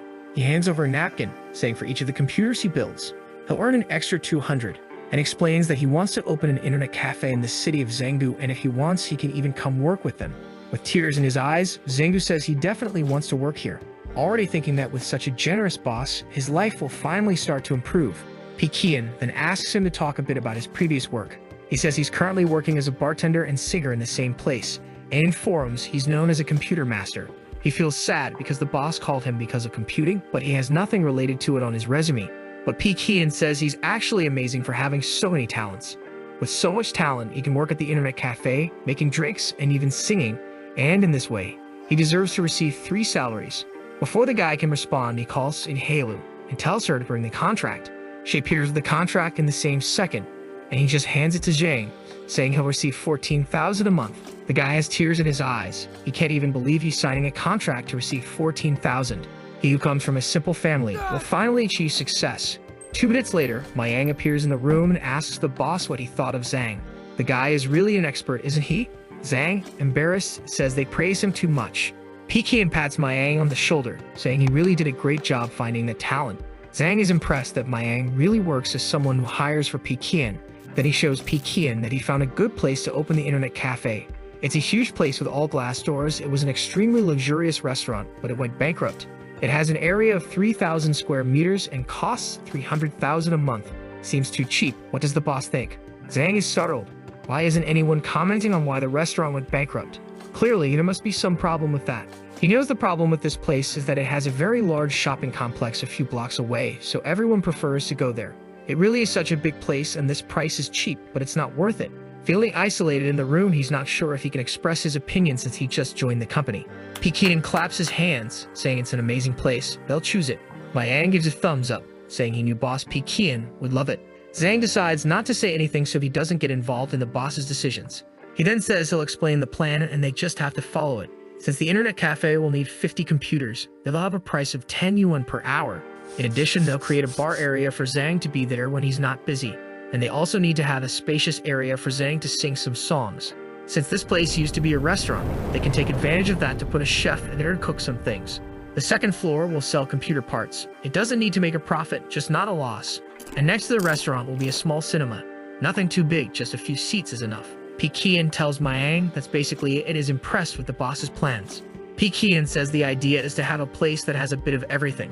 However, Zhang says he's not excited about this idea. There are too many conflicting things. 2 entertainment places, 2 places to eat. Seeing both, he can't imagine who will have the courage to pay 10 yuan per hour. Additionally, the start of the menu is extremely expensive wines and cheap potatoes at the back. Who will put up with that? Zhang calls Pekian, thinking of saying something but is promptly interrupted. Pekian explains that since this is Tengda's first physical place, they're not concerned with profits. He gets up all stylish and goes to the window and says, "It's a bold venture to combine so many different elements in the same place. It's normal for people not to accept it at first, but the goal is to change their perception." Zhang is somewhat silent, thinking that if the boss isn't worried about losses, then it's doable. He leaves thinking that since he's going to earn 10,000 a month, he doesn't need to worry. The company continues to operate. While Pekian takes a look around, he feels confident with everything being sorted out on Mayang's side. Since Huang Xibo hasn't come to work for a while, he decides to ask about the progress. Pekian sends a message and Huang responds that he decided to enter the film industry. He immediately gets excited. It's a perfect industry to lose money. He's curious, so he decides to call and ask some questions. The first thing he wants to know is if Huang needs more investments, to which he says he doesn't. He already received more than enough. Pekian asks if he already has a director and where they're going to shoot. Does he want to come here to the company to talk? Outside, Huang says he's already there, and the person he's bringing is with him. He turns to the guide and tells him they're going to meet Boss P. He arrives excitedly, opening the door, and introduces the guy as a director he hired, someone who's been in college for 4 years, and his name is Zhu Xiao Sai. Oh my, this name is difficult. Pekian greets him excitedly. Leaving a movie in the hands of someone still in college is the perfect chance. He then asks them what kind of movie they want to make. Is $1 million really enough? Huang Xibo says that's actually too much. It's just a small movie, he doesn't need that much. Pekian's confidence in losing money drops. And suddenly, he asks if the movie they want to shoot is called Surprise by any chance. The two stare at each other in surprise. What do you mean? That was a movie that was very successful in the future. And Pekian is relieved when they say no. Zhu Xiao Sai then responds that he wants to film Pekian. He is shocked. Huang Si says it's his idea, and Zhu Xiao Si says he wants to film a few days in the protagonist's life. Pekian doesn't know what to say. What are they going to film? In only 2 days, he comes to the company and spends an hour the days he stays at home doing nothing. Thinking about how boring his life is, maybe it really is a good chance to lose money. He then raises his hand and asks something, can they spend $1 million the way they're shooting? Because he knows if they're going to film their lives, they won't have to buy anything. This is very dangerous. Zhu Xiao Si says he doesn't need to worry. Actually, they're going to pay him to film the employees. Pekian is shocked by this. And Huang Si says that everything will be covered by the two of them. They won't need the boss's money. Obviously, Pekian is incredulous. Zhu Xiao Sai excitedly says it will be 30 episodes and he will earn 1,000 per episode. Huang Si says he knows it's not much money for the boss, but it's what they can offer. Pekian is curious about this and has a mental meeting to discuss. Some clones say the company's money is going back to him anyway. This will be bad. But one of them says maybe this way they can take it out of the system and put it directly into his personal account. He then decides to ask the system if he can receive this salary. The system says yes, as long as the remuneration is equivalent to the job market. With that, the big heads are all excited. Finally, the system allowed something. With that, he accepts the project and says he will receive the salary to show that he accepts this gratitude. Xiao Sai reaches into his backpack and says now he just needs to sign the contract. It's good for him to give it a read. If he breaks the contract, he'll have to pay 3 times the salary. However, Pekian is about to make a mistake. He says it's just a formality, no need to read it. He then accepts the salary and hands it over, thinking it's a great deal. Once again, he asks if the name isn't Surprise, right? The guys say no, and he continues to feel confident about losing money. They then get up and say they'll prepare the scripts and leave. Pekian is confident. Finally, the system will allow him to put 30,000 straight into his pocket. Last time, he worked for 3 months on the fortress on the sea game to earn 20,000 in the end. In a room, Huang and Xiao Si are discussing the scripts. And obviously, they're very excited, focused, and working as best as they can. After hours of writing, both are exhausted and they have no good ideas. When Huang finally says he knows what to do, he asks Xiao City if he remembers what Qian kept talking about. He remembers it was the surprise movie. Excitedly, Huang says that's exactly what's missing.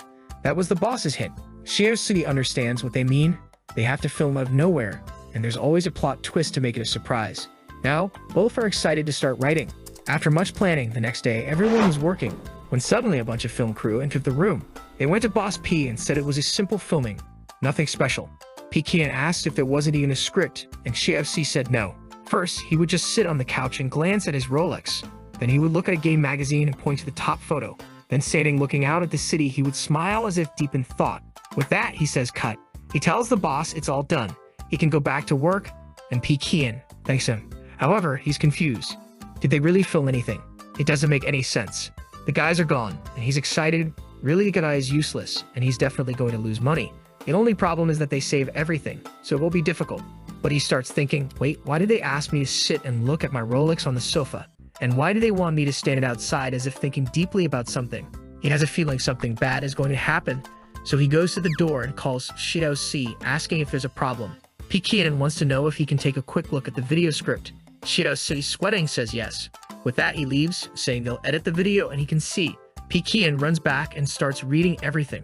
The script epically summarizes his journey to create the hideaway in the desert. Poor guy starts feeling bad, especially because the so-called surprise was just like that. Walking around the room and not knowing what to do in his past life, this surprise made a lot of money. The script seems to be following the same idea. What can make it different and popular? What is he going to do?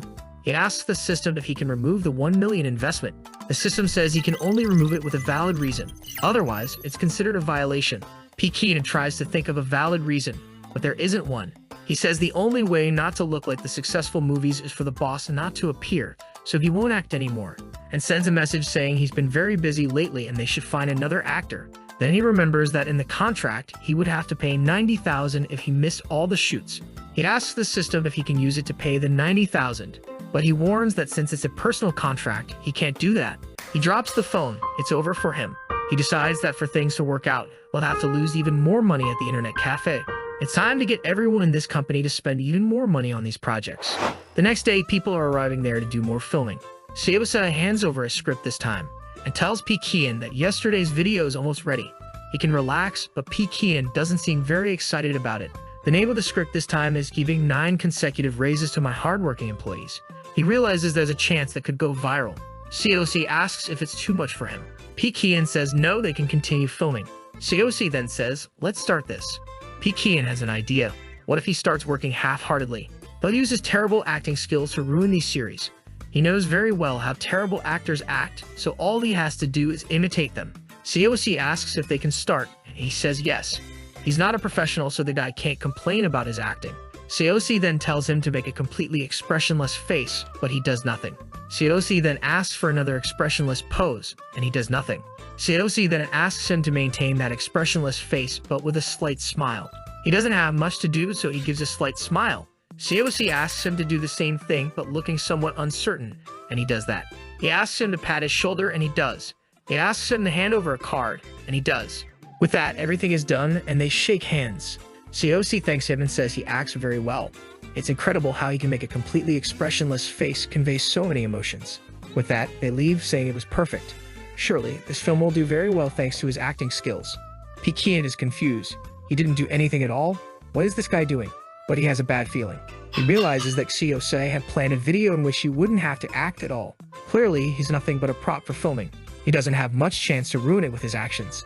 The only hope now is that the game in the internet cafe will do poorly enough. Liang sends him the initial plan, and it looks very luxurious, which means they spent a lot of money. He starts thinking about all the costs they'll have to maintain that.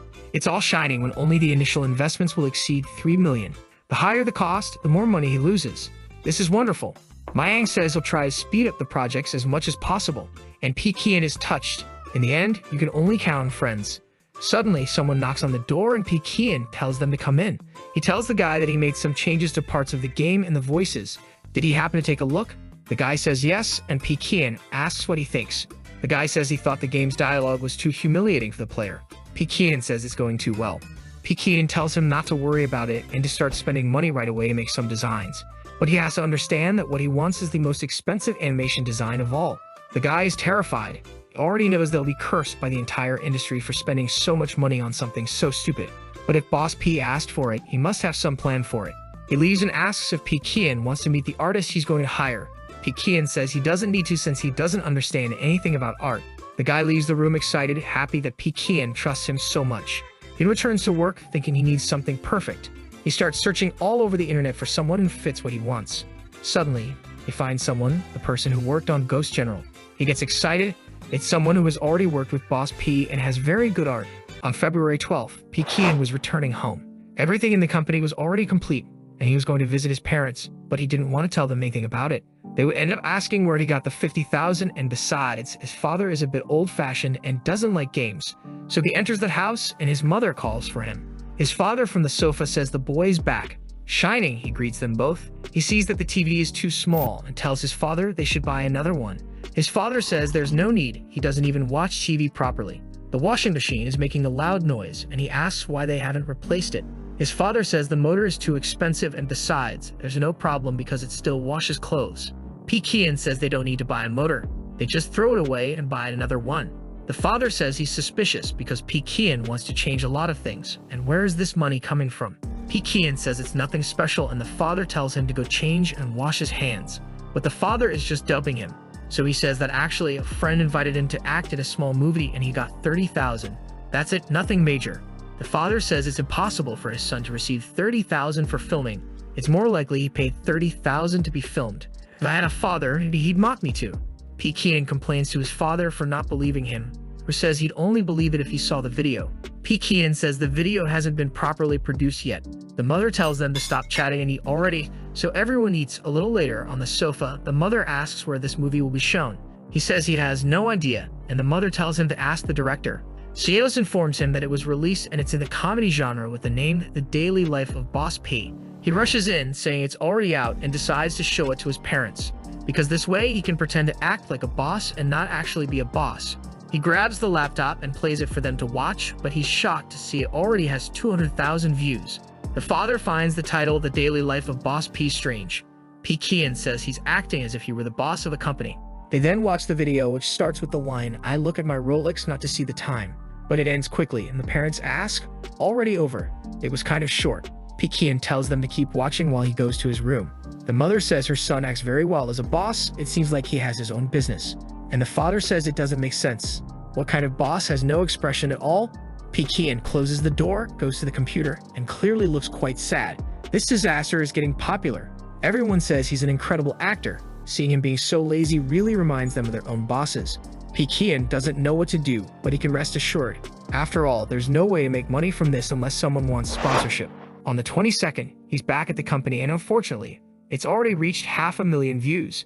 As he was entering, he saw CEOs talking to the employees about the success of the video. He kept repeating to himself that no matter how famous it gets, if it doesn't make money, it's great. As soon as he enters, everyone notices and comes to greet him. P Kian asks if he's there to film, and CEO says yes. But first, they have to talk about sponsors. Clearly, P Kian is trembling. He really doesn't want this at all. So with a very serious face, he tells CEOs to come to his office now. Once seated, he informs him they received the first offer yesterday. Finally, they can start making some money. P Kian even trembles his hand. The anime hasn't even properly aired yet, and he's already going to start making money. This won't work. CEO says it's sponsorship from a clothing company that wants them to use one of the characters and say a few lines. P Kian asks how much they'll profit. The guy says it's not much, just 5,000. What does he think? P Kian doesn't think it's good at all. For a small series, sponsorship should only be about 1,000 at first. If they start with about 5,000, how much will they earn by episode 10? He hits the table and says he'll make another suggestion, rejecting it. Seos is startled, but P Kian is shining. Embarrassed, Shidas asks why he's rejecting the offer. P Kian says the most important thing when you have a business is long-term vision. If they accept this proposal for this shirt, it might end up having to change the script, which will affect future proposals. It would be a waste to let all this initial success die just for 5,000. Injured, he says this is the same as ruining one's own reputation. At that moment, Shidos had a realization about the business world. While he's worrying about the 5,000, P Kian is concerned about the intellectual property of that work. P Kian says that for you to have absolute success, you can never sell your reputation. Seo says he's really right. He understood everything. P Kian relaxes, finally managing to deceive the guy, and says he can turn down these offers. Pekian says the only offer they'll accept is something over 100k, and the entire video will be about that product. Shios is shocked. First, 100k is a lot. Second, it's really hard to make an entire video about one product. But Pekian says he can relax, he trusts the kid. With tears in his eyes, he says he gets it. Phew, Pekian collapses on the sofa, sure he's cut 99% of the chance of this business making any money. Someone asks to enter the room, he adjusts himself and says, "Come in." It's the guy handling the games who brings news about the voice acting team. He contacted the staff and they even started recording some sessions. But he doesn't know which to choose, so why doesn't the boss take a look? Pekian definitely wants to check that out. It's one of the most crucial parts to lose money. If he puts it under cursing a bunch of nerds, the guys will love that. Another has a seductive and gentle voice, definitely needs to reject her. But one voice is extremely ordinary and boring, so he tells the guy he can be that one. The voice is very unique, not to mention abrupt and poorly prepared. Clearly, the guys won't want to play that. The guy is hesitant to say anything, but Pekian interrupts. If the problem is money, just pay more to that person. Let's go. The guy explains that in fact, that voice was him recording as an example for the actors. Pekian is shocked, asking, "Damn, you recorded that. Does it sound like your voice?" The guy says yes, so how about he picks another one? Pekian says he's decided now, and he wants that voice, but the employee says he doesn't even have recording equipment. Pekian says no problem, just find the most expensive place in town and spend 3 days training there. The guy excitedly leaves humming. Pekian wonders why he has so many talented employees, but now everything's perfect. On the 24th was the design meeting, and he told everyone he'd be away for 3 days to do the game's voice. The people are surprised. The game planner is also going to do the voices. He awkwardly says yes, not asking why, but he hopes everyone does a good job, and if they have any doubts, just talk to him. In the room, Linwan stands out. He wonders why she's paying so much attention to this script. She suddenly says she finally understands Chef P's intention. He asks if she's talking about the intention of having him as the voice. She says exactly, and it's an intention that's difficult to perceive. Indirectly and ironically, the emotionless voice contrasts with Chef P's daily life. Just take a look at the dialogues created by Chef himself. The narration makes you always pick the decisions that are the easiest for profit. But in this path of easy decisions, in the end, you lose everything. And the game makes fun of you for being a boss who only makes simplistic decisions without thinking long-term. You ultimately fail, not because of the narration, but because you can't discern right from wrong. Now he's excited, saying he finally understands why the boss wanted his voice. But one of the employees raises their hand and says it's strange, because even if you don't follow the voice, you can still fail. Lin Wan says that's the final touch of the game. Just knowing something's wrong won't make it right. If you follow the route where you always make nice decisions, in the end you have a mediocre game. The game demonstrates the balance between gaining reputation and focusing on profits. And all the people are finished. They were the team to make the game, but in the end, Boss P is taking care of everything. Lin Wan then says that's why he has to be the voice of this game. He not only knows the boss, but understands the game very well. He claps his hands and how excited too. Now it's clear why the boss wanted to change so much in the script, and then says he would never disappoint his expectations. On March 3rd, he's back at the company.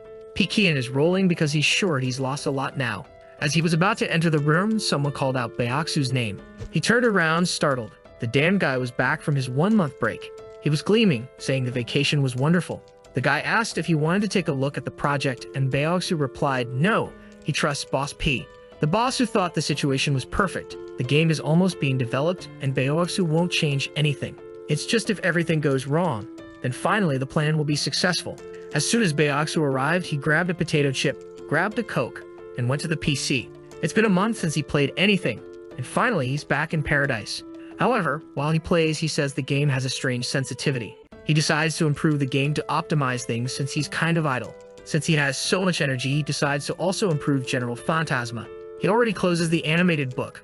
After resting so much, at most in 3 or 4 days, we'll finish this. 3 days later, the people playing General Phantasma are getting a bit tired of the game. Other games of the same genre have updates all the time, but theirs hasn't had anything yet. One player even left an angry comment saying he can't stand playing this anymore. This company is so relaxed. Are they afraid of making money? But suddenly they see one of the comments. One of the players said that all the bugs they were complaining about have finally been fixed. And the guy is in disbelief. And strangely, it's one of the few companies that actually did everything the players wanted. On the bus, everyone's excited. They thought Tangda had given up on General Phantasma. That same guy is begging them for God's sake to put something for him to buy. He wants to spend money on the game. On March 7th, Pekian was furious in the room. He wanted to know why a bunch of people were asking to release new items to buy in General Phantasma. Gleaming Lin Wan said there are really a lot of people wanting to spend money on the game. Pekian's blood pressure is rising.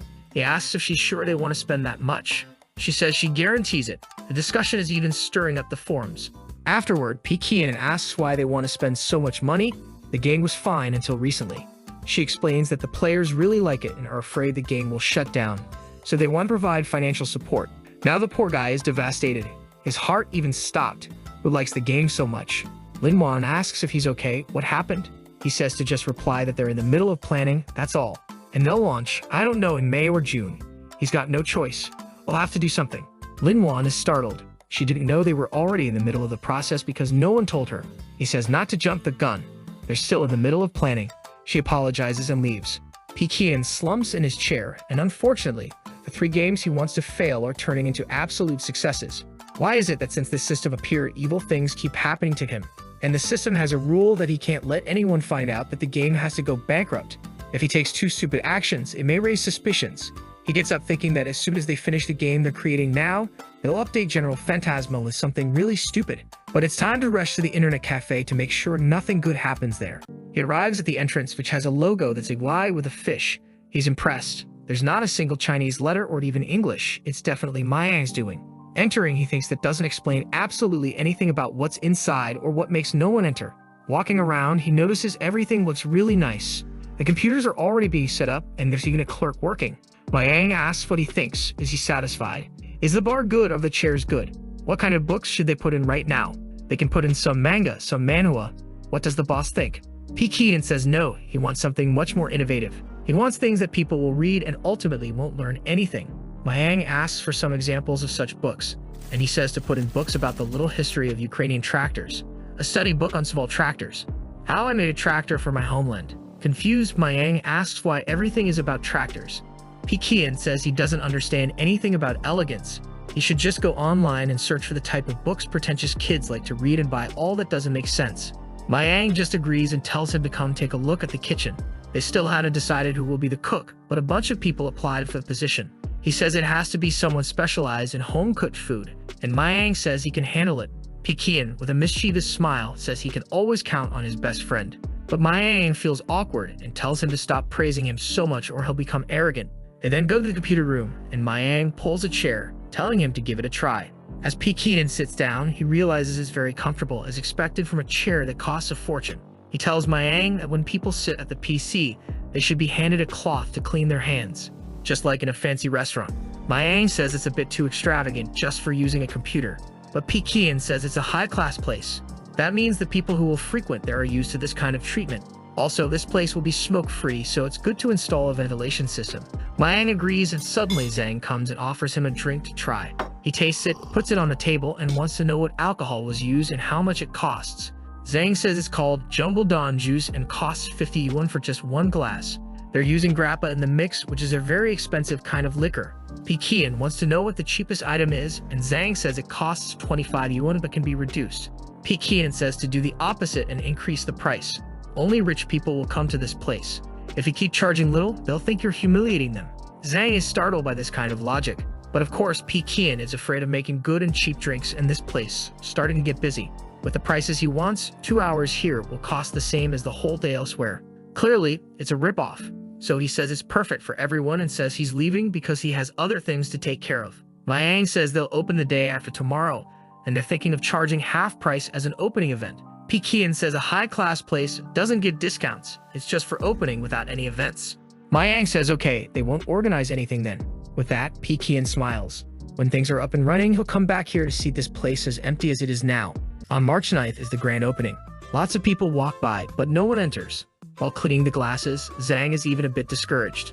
All the employees can do is sweep the clean floor and talk to each other, while Pekian drinks his coffee, obviously with a big grin on his face. Mayang says they should at least hand out flyers inviting people, but Pekian says they have to let people find it by chance and be surprised.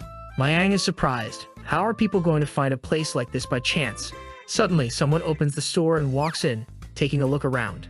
Mayang comes all excited, offering a drink or coffee. Awkwardly, the guy asks how much it costs to browse for an hour. Gleaming, Mayang says it only costs 10 yuan per hour. The guy gets furious. It's too expensive. Do they think their computer is made of gold or something? Mayang honestly says no. There's nothing made of gold, and even he himself thinks it's a bit expensive. Awkwardly, the guy asks if there's any promotion or membership club. Mayang says yes, if he becomes a member, he'll receive a 10% discount on any drink. The guy looks at the prices, says his family is very poor, apologizes, and runs out of the place. Mayang is shocked, but that was obvious. Pekian even chuckles, all happy, thinking his friend really is a genius. He then tells Pekian that he doesn't think it will work since everyone who came in ran out because of the price. Pekian says it's true. It really can't continue like this. Mayang thinks the boss finally realized they'll need an event and promotion. Pekian tells him to put up a poster outside now of the giant price so all those people stop wasting their time. Mayang is startled. Why is that? Pekian says it's the best idea since they won't even have time to complain about the price. Poor Mayang didn't realize that was the solution. Pekian gets up and tells him not to worry. It's just the first day. He has to keep in mind that Tangda is a long-term company, and these things will gradually improve. Mayang nods in agreement and Pekian leaves, telling him to give his best. He opens the door thinking that this place is really wonderful. At night, Zhang and Mayang were calculating part of the costs. They were writing down all the expenses of the place and found out that considering everything, they will lose 300,000 yuan per month. Finished, he tells Mayang that he needs to talk to Boss Pei. They can't continue like this. Mayang says the boss said they can discuss changes in a week. Zhang says it will already be the 21st, but Mayang says it's better to wait a week. He falls on the sofa, agreeing, while wondering for how many months he will be able to receive 10,000 yuan. Huang Sibyl went to visit Shang Yang Game, the company he used to work for. He calls someone saying he has arrived and says he will wait for that person in the usual place. Suddenly, a hand opens the door. He greets someone named Ma Dubio, who asks why he looks so tanned. Huang says it's because he's been working a lot outside the office, and Dubio asks what kind of work. Huang says he's now working on a movie and filming Chef P's daily life. Did he watch it by any chance? Dubio is surprised and wants to know everything he's doing. He's writing, directing, filming. Huang says it's nothing special. He just helps here and there. It's complicated to explain what he does. Dubio sheds tears of envy, congratulating him for really being able to work with what he wanted. Huang asks how his old company is doing. Dubio says it's the same as always, a company that sucks the life out of everyone. His boss is going crazy selling items for 888. It seems he's drawing inspiration from some kind of sea fortress. But obviously, when they launched that, they were cursed. And hearing this, Huang feels a little awkward and explains that this game can really only sell such expensive weapons because it's the only thing that sells. Dubio says it's crazy that this game really sells that 888 stuff. Huang explains that this was an item created just to give people who like to spend money something to buy. Dubio asks how he knows so much about the industry now that he's into movies. Fully convinced, Huang says he was actually the chief planner of that game. Dubio almost spilled his coffee disbelievingly. Huang says he can't believe it himself, so he can't explain properly. Sometime later, he already explained everything and assures that it's real. Suddenly, Dubio grabs his hand and begs him to please get a letter of recommendation, crying like a baby with tears even coming out of his nose. On the afternoon of March 16th, Pekian was looking at Ma Dubio's resume.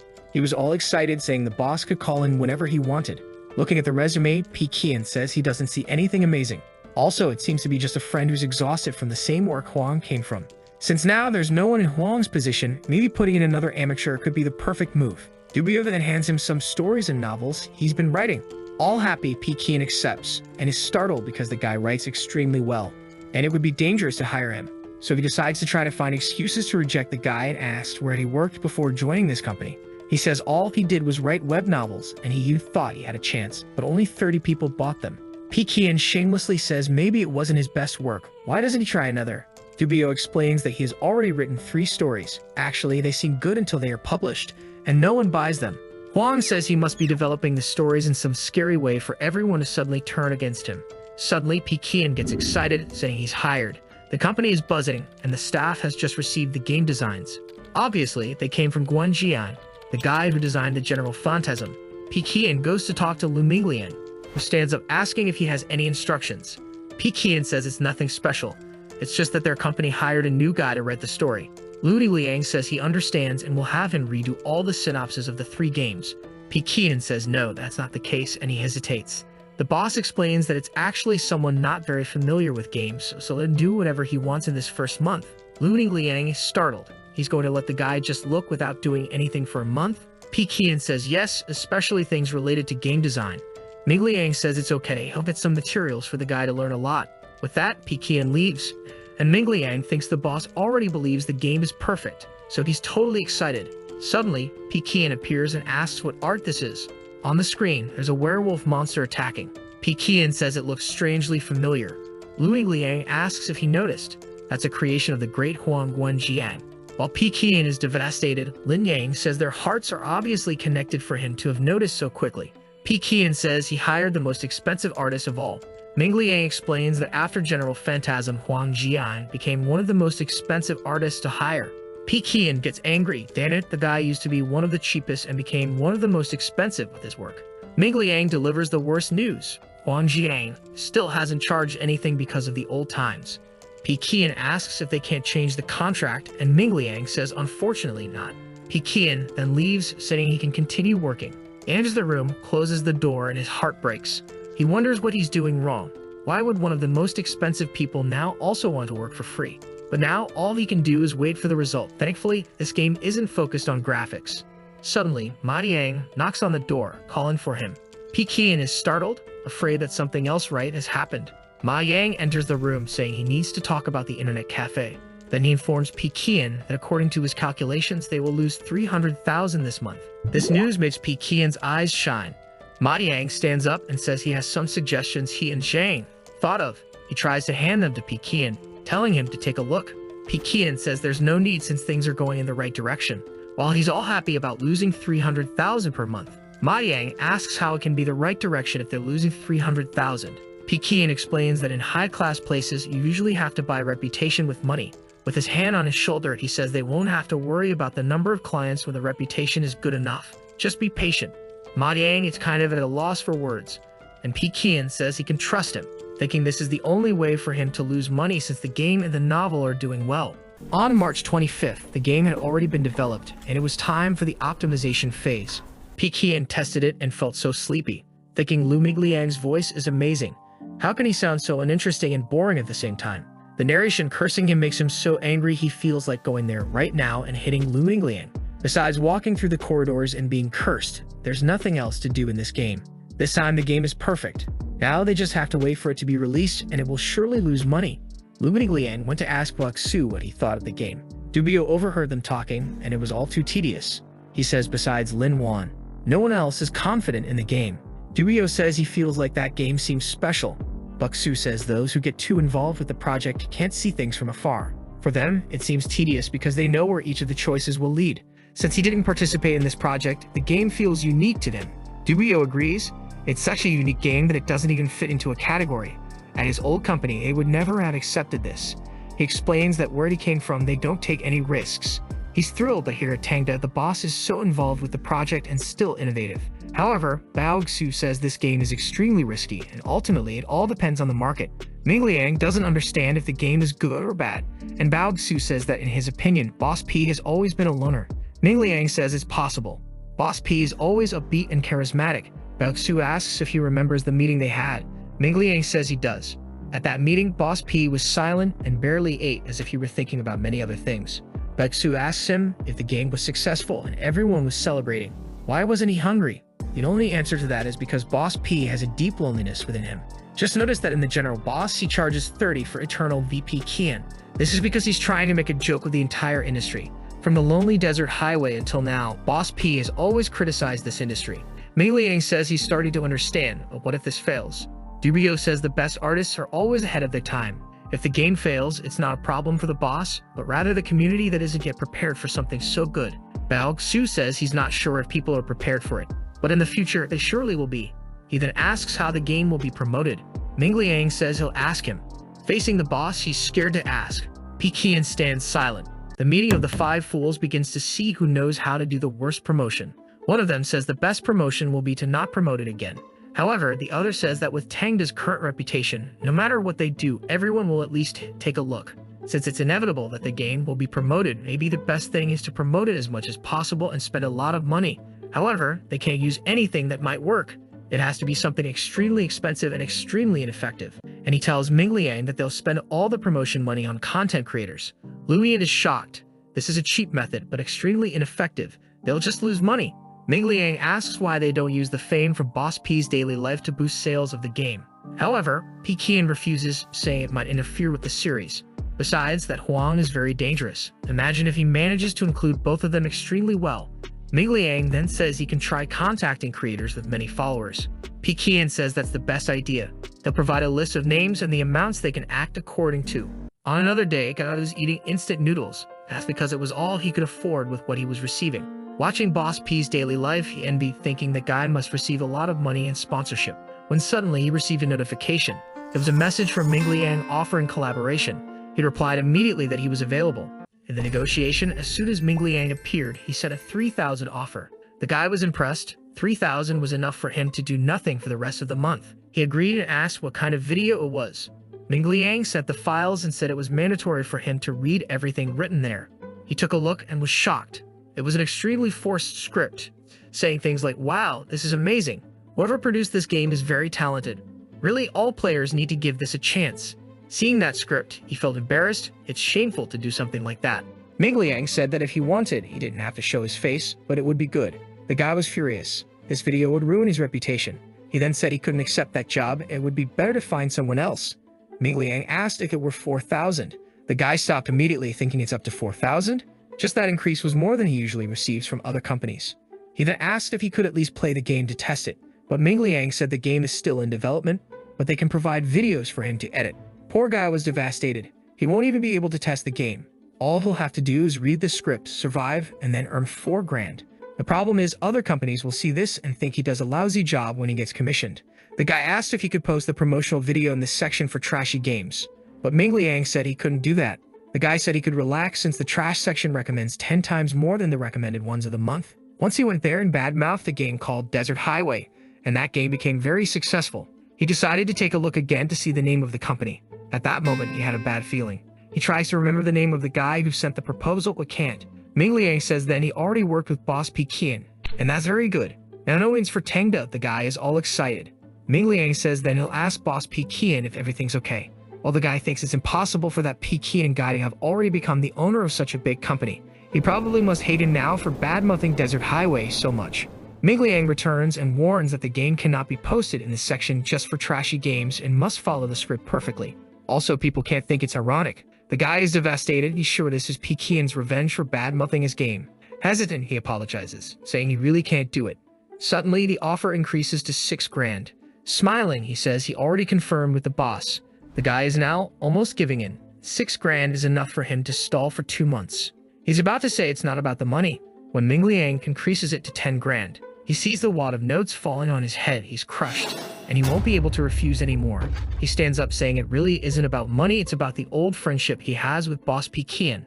And Ming Liang says it's good to hear that and hands over the files with the materials. And the guy thinks people will understand. After all, 10 grand is 10 grand. Ming Liang told Qian that the guy accepted and he was excited. He knows very well that it was that damn guy who made him lose 50 grand in the past, and now he'll get his revenge by humiliating this guy. Qian asks about the other creators on the list, and Ming Liang says that after raising the price a lot, half accepted and half declined. And the argument that convinced them the most was talking about the other creators who also accepted. Qian thinks that even though it's extremely embarrassing, with money, people can be bought. And he says that since Kyle's payment will be the highest of all, he tells him to post first. April Fool's Day arrived, and it was right on the day of the prank. Poor Kyle was sweating and shaking with his hand on the mouse. He thought that the game and video launch on April Fool's Day were all part of Qian's plan. At least it's April Fool's Day, which will make some viewers think it's a joke. He says enough of this. He's going to do this right away. After torture to record this thing, he throws his phone on the table. Now he's got the money and done the work. It's just a matter of relaxing for 2 months. People already started commenting that he had posted and went to take a look. His video was so cringeworthy. He said things like, "Hello, my darlings, your uncle is back today to make a great game for you. The folks at Incredible Tangda sent me this game called Gamer Designer. It's amazing." In the comments, everyone was already saying it had to be April Fool's for sure. They were just curious how much he got paid to do something so shameful. Anyone who saw that was in a dilemma. Clearly, the video was supposed to make you not want to play the thing, and it was created by Tangda or what made them want to play. Some said they didn't even need to test that to be sure it was rubbish. But they started to find it strange. Several creators they followed posted the video. And besides, everyone followed the same script and made the same jokes. They started to wonder what the heck that was. In the company, Qian was excited. The goal had been achieved. He tried to make it as clear as possible that this was poorly made advertising so that no one would like it, and really no one did. Really controlling the comments people made was the best possible choice. The game is priced at 28 yuan, which is the minimum the system allowed to set. According to calculations, this game cost a total of 3 million. They would need to sell at least 300,000 copies just to make any profit. Even if there are some masochists who enjoy suffering, there aren't 300,000 of them. That night, Kyle was in his room looking at his phone. He was checking out the new games. However, everything was the same, even the instant noodles were bland. He said he needed to understand this situation and went to his PC. Even though his reputation had been tarnished, he needed to know what this was about. He bought the game to test it. As soon as it appeared, the game told him that it was a story about creating games. He would have to create a game that could save the current gaming industry. He shouted that he would definitely create the best game. His job was simple. Think of an idea, create a game, surprise people, and make his colleagues jealous. Pay everyone for promotion, make many sales, and then profit. Then just repeat. With this, he would win the prize for the best game of the year. But right now, the first objective is to make a successful game in this brutal market. Kiao was impressed, and strangely the game had very good graphics. Sometime later, he put down the controller, and the art was also one of the best. The narration was annoying at first, but he realized over time that it was the essence of the game. The most impressive part was that it showed the decision-making process of someone working in the industry. The voice of the choices always showing what is easy demonstrates the greed in everyone's heart.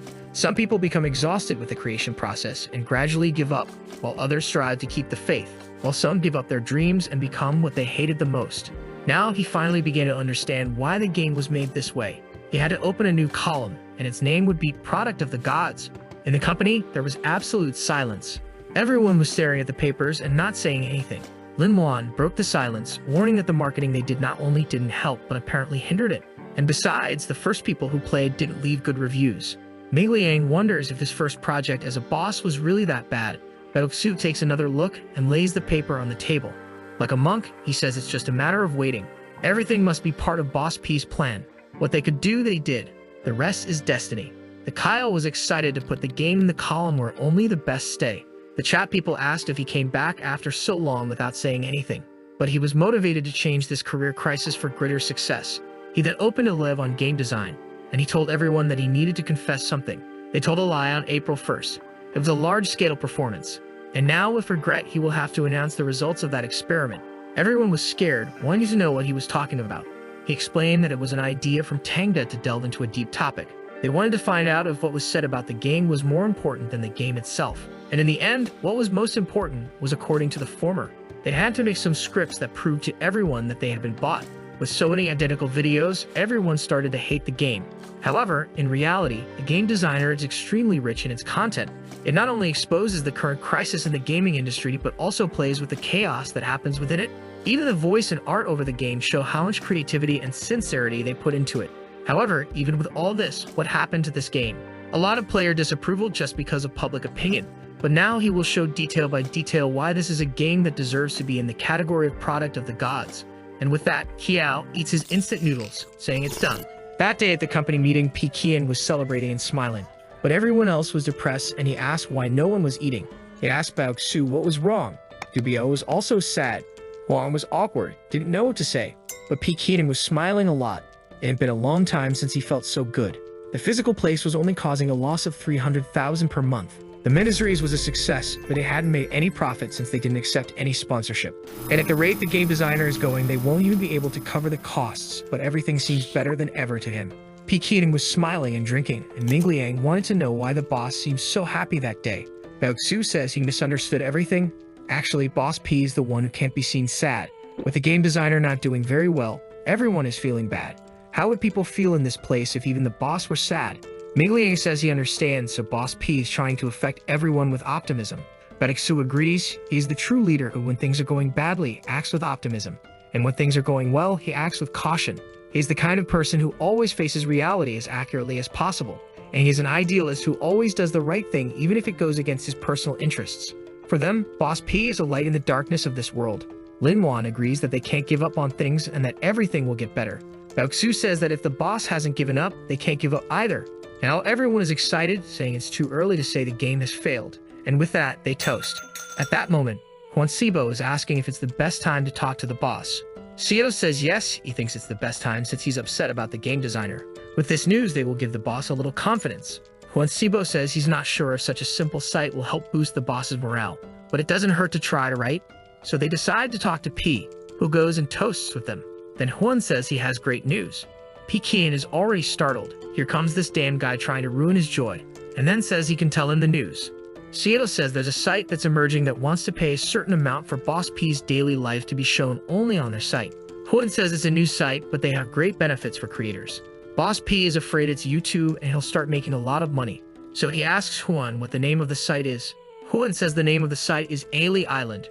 Pekin is confused. He's never heard of this site. In that case, he pats him on the shoulder and says it's great work. As long as it's not that famous site, he'll definitely lose money. They both get excited, saying they'll work even harder. Suddenly, someone in the meeting shouts that they'll be invincible like this. Boss P turns to see what it is.